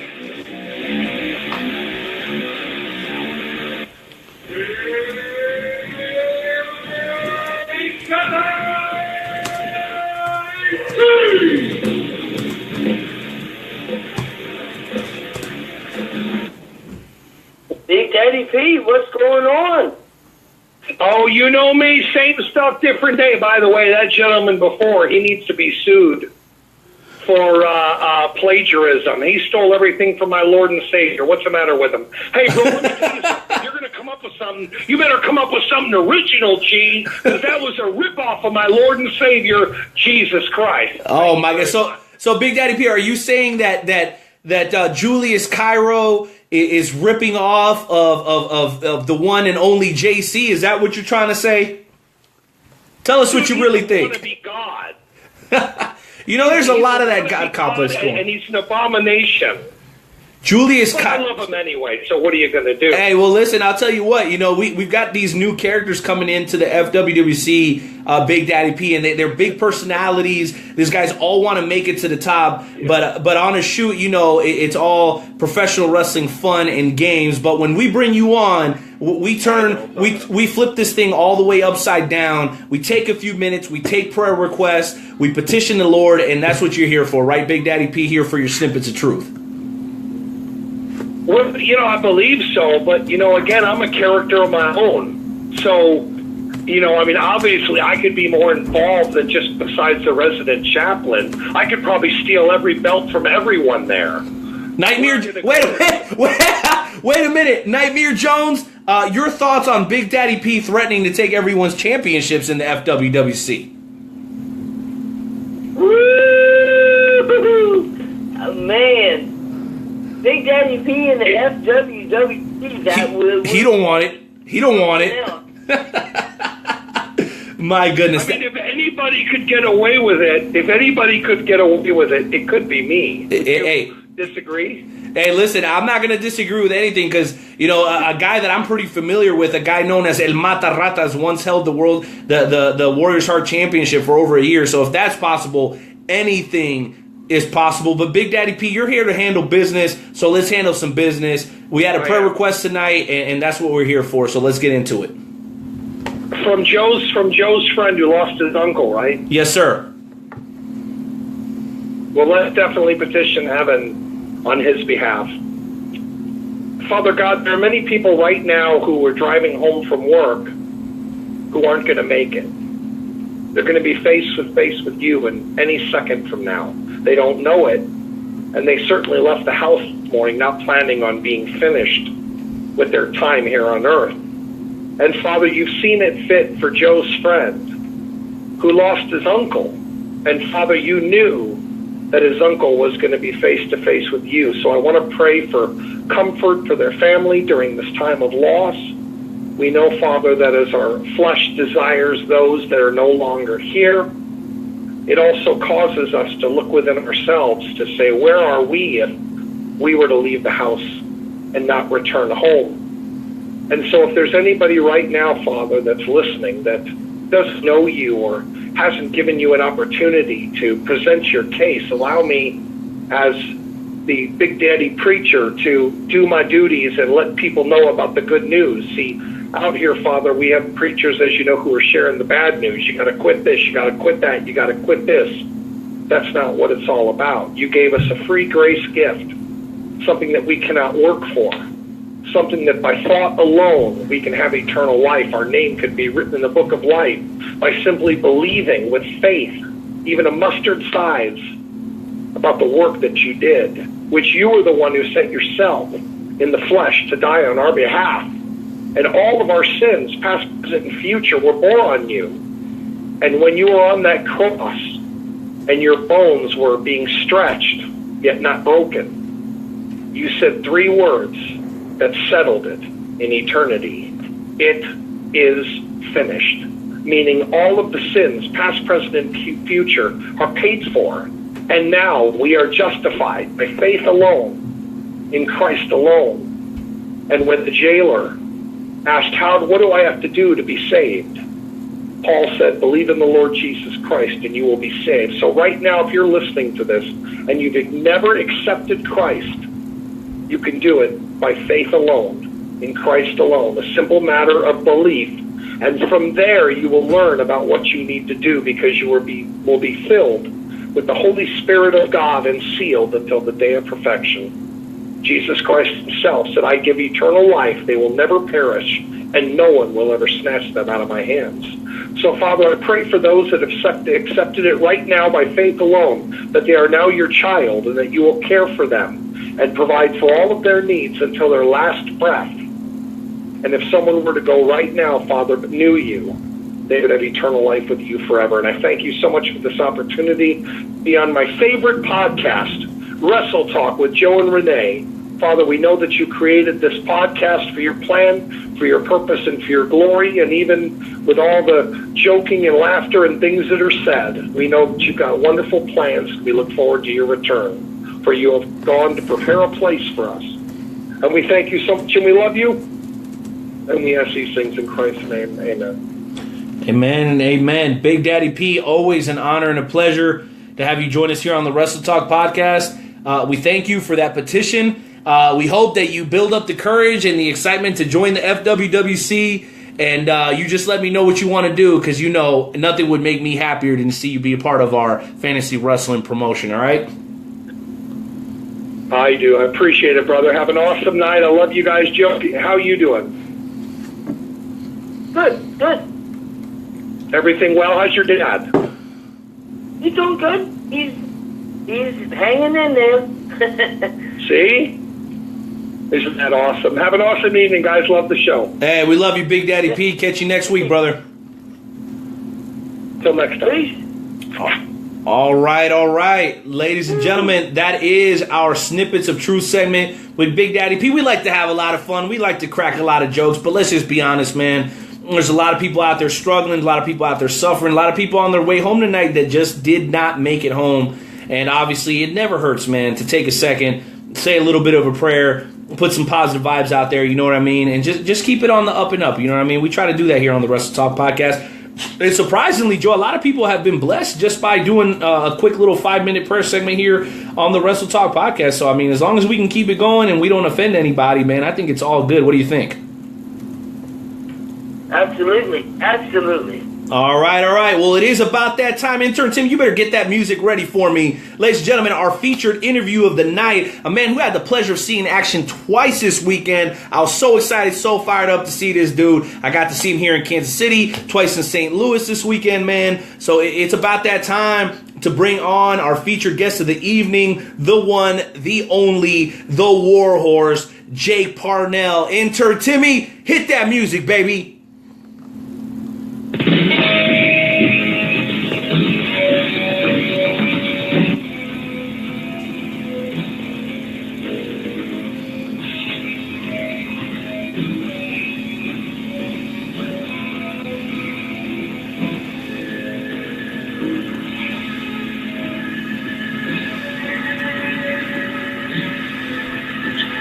All right. Cut. Let's do it. It's time to bring on the guest, Jake Parnell. Welcome back, I believe, for the second time to the Wrestle Talk podcast with Joe and Rene. How you doing tonight, man? I'm doing all right. How you doing? Hey, we're blessed, man. We're doing good. How you feeling? Pretty good. Just got done shooting some promo pictures, and now I'm on your podcast.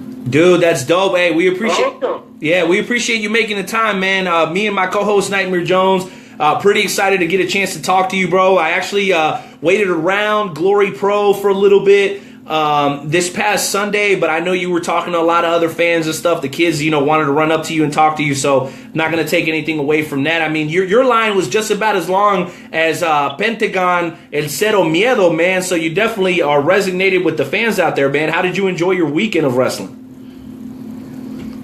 Oh man, I had 3 shows on Saturday and 1 on Sunday, so I was tired by the time Glory Pro was over. Let me tell you. No doubt. Hey, but you still made time for the fans, man, and that's what counts here on the Wrestle Talk podcast. We're always pushing and prodding wrestlers to make sure that if this is really their dream, that they fulfill every facet of that responsibility. And one of those responsibilities is promoting yourself, kicking ass inside and outside the ring, and then of course making sure that you answer back to your fans. Well, allow me to rattle this off real quick, because I think you'll even be surprised when you hear me go through this list.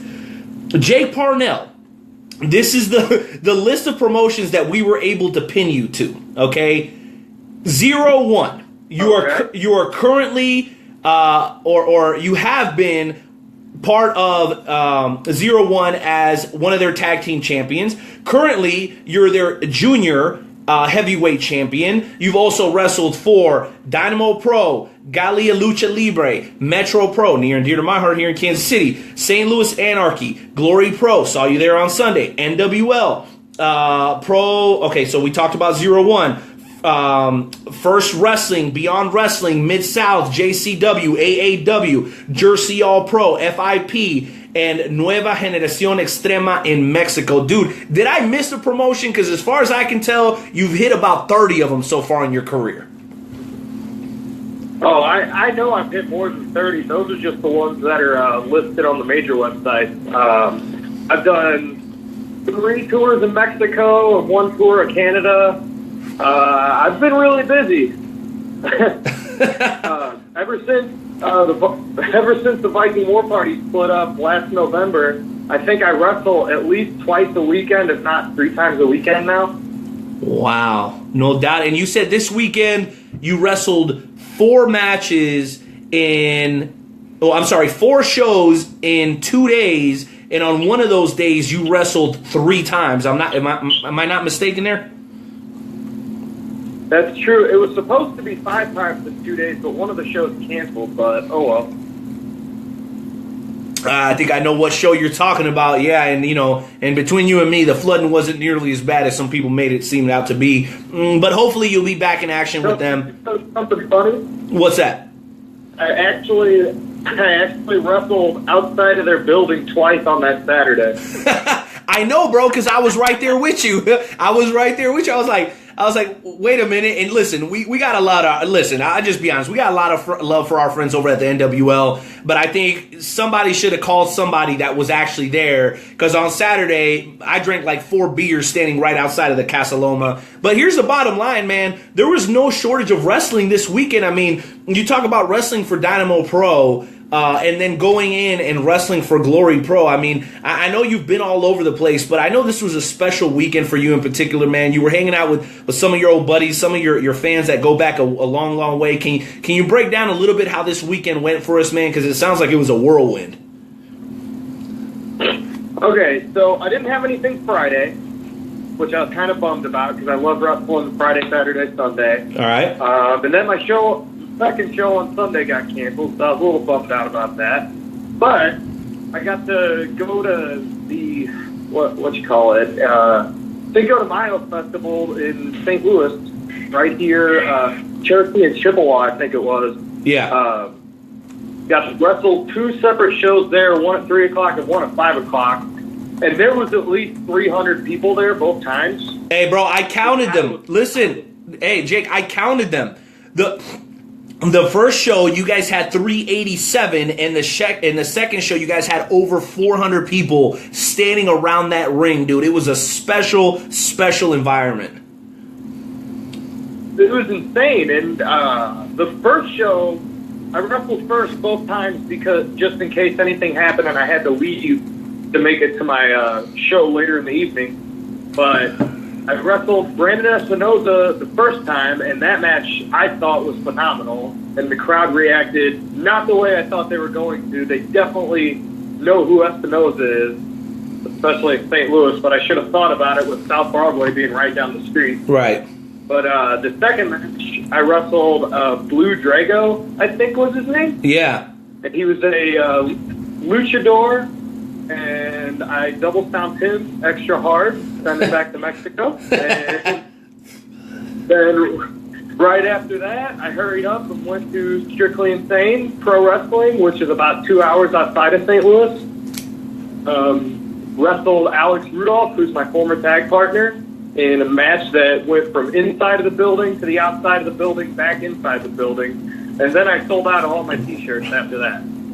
So that Saturday was pretty good. And then Sunday, being involved in Glory Pro was really special for me because I've been trying really hard to get on shows like that lately, especially on my own, because with the Viking War Party, you know, we would go to places like Tier 1, JCW, AAW, stuff like that. Yeah. And get on no problem for shows like FIP or Mid-South. But now that we're split up, we have to almost essentially start over. And Michael Elgin is running one heck of a show right now because he really cares about who wants to be a pro wrestler and who doesn't want to be a pro wrestler. And he's really sticking his neck out to try and help everyone out. So far, so good. Like, it's awesome. The environment's awesome. You saw it. It was amazing. Bro, it was crazy. Set up production. It was really crazy. Investing into the company, yeah. Yeah, and I'm sorry for cutting you off because I gotta ask this question. So I'm there, and I haven't even talked to Joe about the shows yet. I mean, I talked about the trip in general, which was a lot of fun. Shout out to our boys on the Road. Shout out to Jay Hollywood from the Conspiracy Farm with Jeff Wilson and Pat Miletich, the UFC Hall of Famer. Treated us like straight class act. To all the folks at Dynamo Pro Wrestling. Especially Luke Roberts, who was on the show a little bit earlier, and then of course Mrs.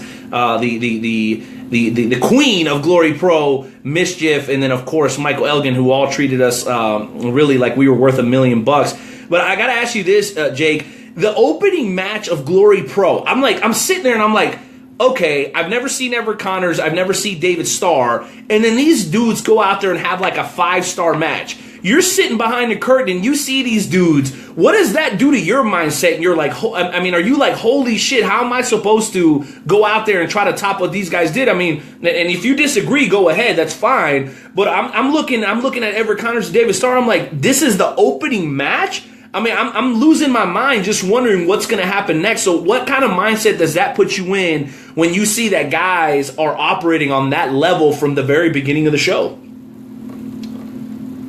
Well, see, when it comes to Glory Pro and everybody they use, nobody in the back is timid.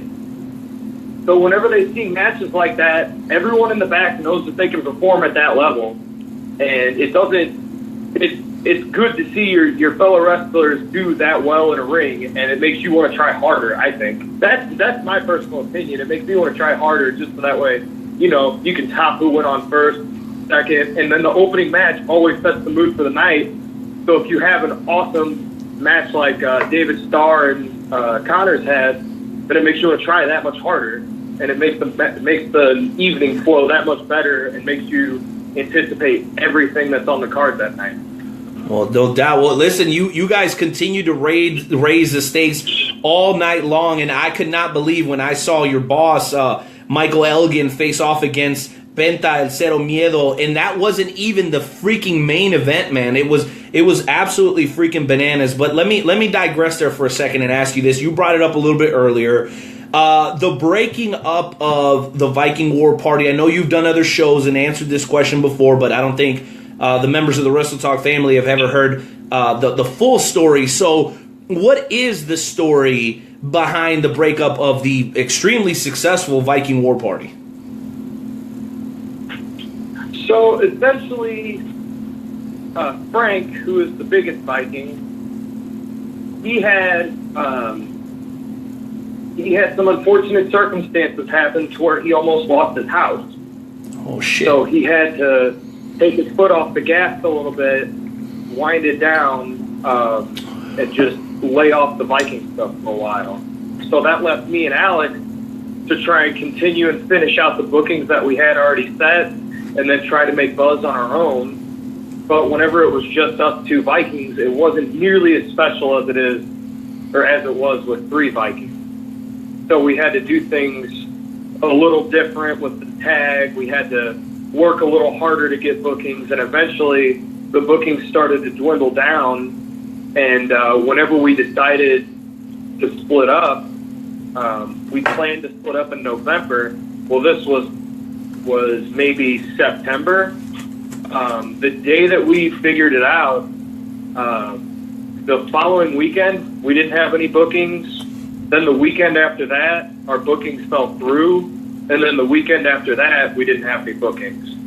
So Alex was able to jump into a car with people, but I was by myself, and I wasn't able to do that. And it really stuck in the back of my head that I had 3 open weekends, and I felt like my value wasn't where it should be, especially considering we were doing shows like Beyond Wrestling and Jersey All Pro and stuff like that. It really kind of got to me there for a little bit, but eventually we got through it. I set up a bunch of bookings for myself, a lot of double shots, a lot of triple shots, a lot of 4 shows within 4 days, 5 shows, 4 days. It really didn't matter to me at that point in time. I just wanted to fill the schedule and prove that, I didn't necessarily need the Viking War Party in order to be successful on my own. And I'm glad that I had that mentality going into it, because I actually, that October, I wrecked my car, so I didn't have a car for about 3 months. Oh, crap. So I had to find ways to get to shows and do these double shots and triple shots and all these crazy amount of bookings that I was doing. And it just made me hungrier for wrestling once we actually split up. Alex is doing his own thing right now. He's taking bookings. He's a little less on social media than I am. It's harder to keep up with him. And then Frank is actually getting ready to start hitting the road again. But as for me, I've been, like I said, doing double shots and triple shots every weekend. I haven't had a weekend off all year, maybe 1 weekend off. And that's whenever it was all 3 of the Vikings, it was hard to have 2 shows or 3 shows in 1 weekend. And now it seems like I'm wrestling more than I was whenever we were Vikings. Well, that's incredible, man. And I'll tell you what, it definitely speaks to your determination. Before the GWF show at Soccer Nation in Kansas City about 2 months ago, doing what I do in my profession of podcasting and trying to take this as seriously as I can, I was very aware of who you were, because you'd wrestled a bunch of guys that I was familiar with, but I'd never had the pleasure of seeing you in action. Then you and the Dynamo Pro Heavyweight Champion, Brandon Aarons, had it out over at Soccer Nation and had an absolutely phenomenal match. I would have to say that you guys ended up stealing the show after the shenanigans that Rick Maverick pulled on Kurt Gannon on the main event with, the villains coming out. And you remember how that show closed out. So my question is, man, you're hitting your stride again, Jake. So where do you go from here? I mean, are you just continuing to build momentum? Is there any part of you that wants to make it back to Beyond and to AAW, possibly even to Evolve? I mean, what are you looking at for the rest of the year? For the rest of the year, my biggest goal, and I don't know if it's going to happen or not, but we got a couple months, but I'm trying to get back to Jersey All Pro, because I felt like the first 2 times that we were there was not a strong enough showing to show who we really were and what we were really able to do. And I know they have the best of the light heavyweight tournament. Well, not tournament, but 1 match with a bunch of different light heavyweights. I'm trying to find my way into that match. We'll see if it comes together or not, but with this 0-1 World Junior Heavyweight title, I'm trying to defend it as many places as I can, as often as I can. You see I have a title match Friday night here in Sauget, Illinois, which is right across the river from my house. And then I have another title defense if I keep the belt. I have another title defense in Jackson, Mississippi, for Pro Wrestling Ego, and I've just trying to prove that I'm one of the best light heavyweights out there. One cool thing about being in the Viking War Party was everybody recognized us and knew who we were, but whenever it came to seeing little statuses like who are the best light heavyweights or who's some of the most solid workers or who's some of the most underrated, my name would never be put into those things. And now that I've split off into my own thing, I start to see my name get tagged in a lot of stuff, and like who's the best cruiserweight, who's the best light heavyweight, and it's nice to see that my work is really showing for itself nowadays. Yeah, we got to get my boy Jake Parnell on the Indie Power Rankings, baby. What's going on? Social media power. We got close to 800 followers on Facebook, man. What's up? Let's get our man on Indie Power Rankings or something, right? I mean, come on. Let's make some freaking noise right now. You know what I mean? Oh yeah, for sure. For sure. That's all I ever tried to do. I'm constantly making videos, trying to get highlights and promos and all sorts of stuff. Working. I never stopped thinking about wrestling in some facet or another. So it's really, it's nice. I like being able to think about wrestling this much and put this much effort into it. No doubt. Well, hey, listen, I'm being a little selfish here because I happen to be a big fan of yours, Jake, but I do have my co-host here, Nightmare Jones, a.k.a. Joe Lance, who wants to jump in with a couple of questions. So, Nightmare Jones, take it away.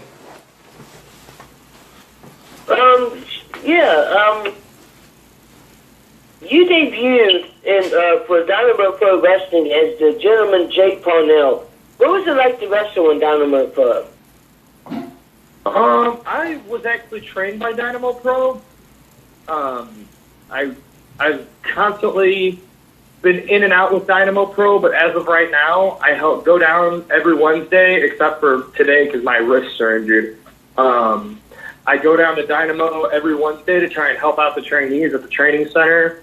As far as Dynamo Pro itself as a show, they use a lot of the local guys. They like to keep their shows a little more fan-friendly than most, which is always a plus because, you know, it's a much more personable fan experience that way. I enjoy working there. Some of my best friends that I've met in, you know, the whole business come from Dynamo Pro or help with Dynamo Pro in some facet or another, whether it's Jake Durden or Ricky Cruz or you know, Makazi, guys like that. They constantly help out in some way, shape, or form with Dynamo Pro. And then, you know, I've known Jake Durden for 5 years. We've been really good friends for about 5 years now. Okay, and my second question before we go to our last segment of the night. You're currently the 0-1 USA Junior Heavyweight Champion. How does it feel to hold that title? I have been defending this title for about a month and a half now, and every time I think about it, about the actual history of it, I get excited about it because this title is not just another junior heavyweight title. This title has been defended in Japan by Jonathan Gresham. It's been held by guys like Alex Shelley, Delirious, Matt Seidel, Egotistico, Fantastico. There's Austin Aries has held this belt. There's a lot of guys that use this as a stepping stone to get to where they want to be, and hopefully I'll be able to do the same thing, to use this as a stepping stone to get where I want to be, and that to be the best junior heavyweight on the independent wrestling scene.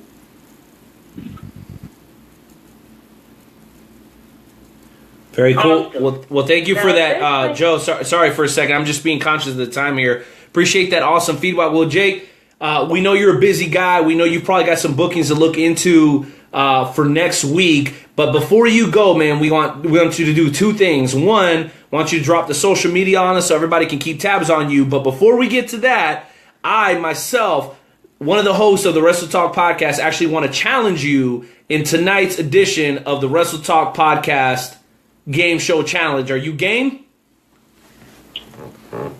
Yeah, what's the game? Let's do it. All right, Nightmare Jones, drop the music, give the man the rules, and let's do it. We can do that.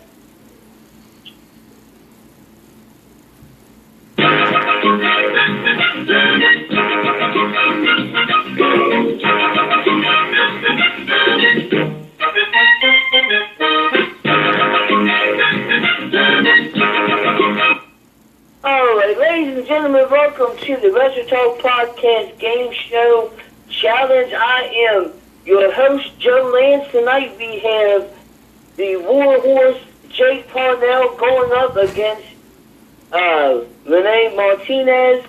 This is going to be really, really simple.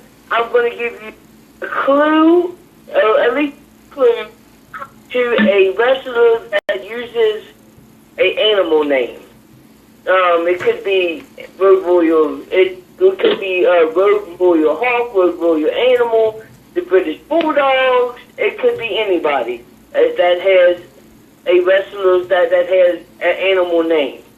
First person that answers gets the point. We're going to go to 3 points. Whoever gets the best 2 out of 3 wins. Does everybody understand? Makes sense to me. Okay, let me make sure I get this straight. So you'll give the clue, and whoever shouts it out first gets the point. Is that right? Yes. Okay, I'm ready. Let's do this. The Night Owl versus the Warhorse. Let's do the damn thing, baby. All right. This first wrestler's tag team partner was the Dynamite Kid. British Bulldog. Shit. The British Bulldog. That would be correct. Damn it. Warhorse Jake has 1. Rene has 0. This next wrestler, his tag team partner was Animal. Hawk. Hawk. That would be correct. So Rene has 1. The Warhorse Jake Parnell has 1. This is the final question. This wrestler's tag team name was Hawk. Animal. Rene has 1. Yes! Podcast challenge. How long has it been? Dude, I lost like 4 straight. Hey, last time I won, I beat Tully Blanchard, dog. So it's all good. Let's go. Hit my music, baby. All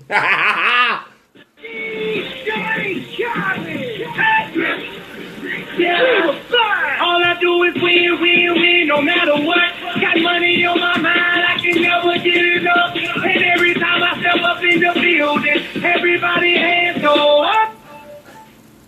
And they stay there, and they stay there.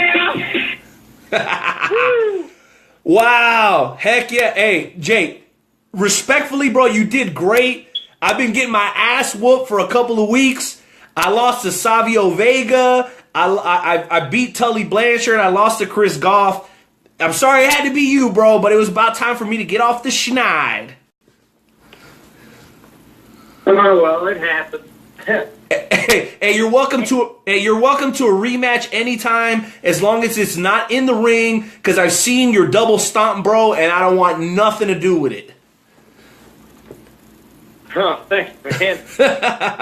All right, ladies and gentlemen, you have been listening to the Wrestle Talk podcast with the Night Owl, Rene Martinez, Nightmare Jones, Joe Lance, and of course, our very special guest for the evening, the Warhorse, Jake Parnell. Jake, tell the people how they can keep tabs on you, bro. Well, you can follow me on Twitter and Instagram at JP Warhorse, and on Facebook, if you search the Warhorse Jake Parnell, add me as a friend. Just search Jake Parnell. You'll see it. Right now, I keep hitting my friend max limit, but a couple times a week there's an opening, so you never know when you might get picked. Hey, how about you add your boy the Night Owl? Don't tell me you're mad because you lost. You're going to add me, right? Jake, cool like that now, right? Yeah, we're cool like that, even though he cheated. What? Well, heel Warhorse comes. It's all good, brother. Hey, you have a blessed night, man. Yeah, you be safe on those roads out there, all right, man? Thanks, man. You guys have a good night. You got it, Jake. We'll talk to you again soon. Peace. All right, Nightmare Jones, final. Great night. I mean, David Buckler was awesome. Like, we got to get that cat back on our show because so much knowledge. Then we got the Warhorse, Jake Parnell, great guy. Once again, a lot of knowledge. A lot of respect for the wrestling business. This is why I like to do. This is why I love the Wrestle Talk podcast, because of nights like this. No doubt, bro. It's been a crazy night. But I got one question, man. Who the hell is Julius Cairo? I mean, this dude came in and DJ Pinky and all these crazy ass characters, man. FWWC.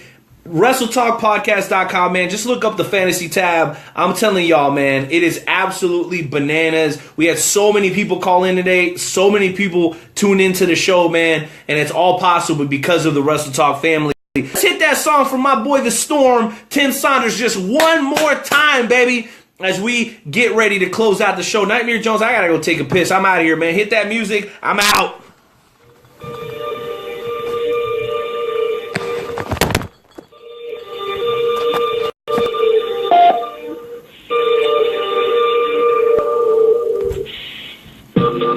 You know, every single time I step up in the booth, straight fire like Becky Lynch. Yeah. I done made a few takes, got a couple thousand plays. They've been hating on me ever since. Okay. Everywhere I go, I'm in a minute while you other rappers struggle to be relevant. I can't draw, and I ain't even selling shit. Raising Cain like Paul Bear for the hell of it. Okay. You know how you get the feeling like Shelton, can't nobody stop. Your money, I be in the bank like I'm Sasha. I already told you that I'm in a van and you ain't on no. Thank you for using Blog Talk Radio. Goodbye.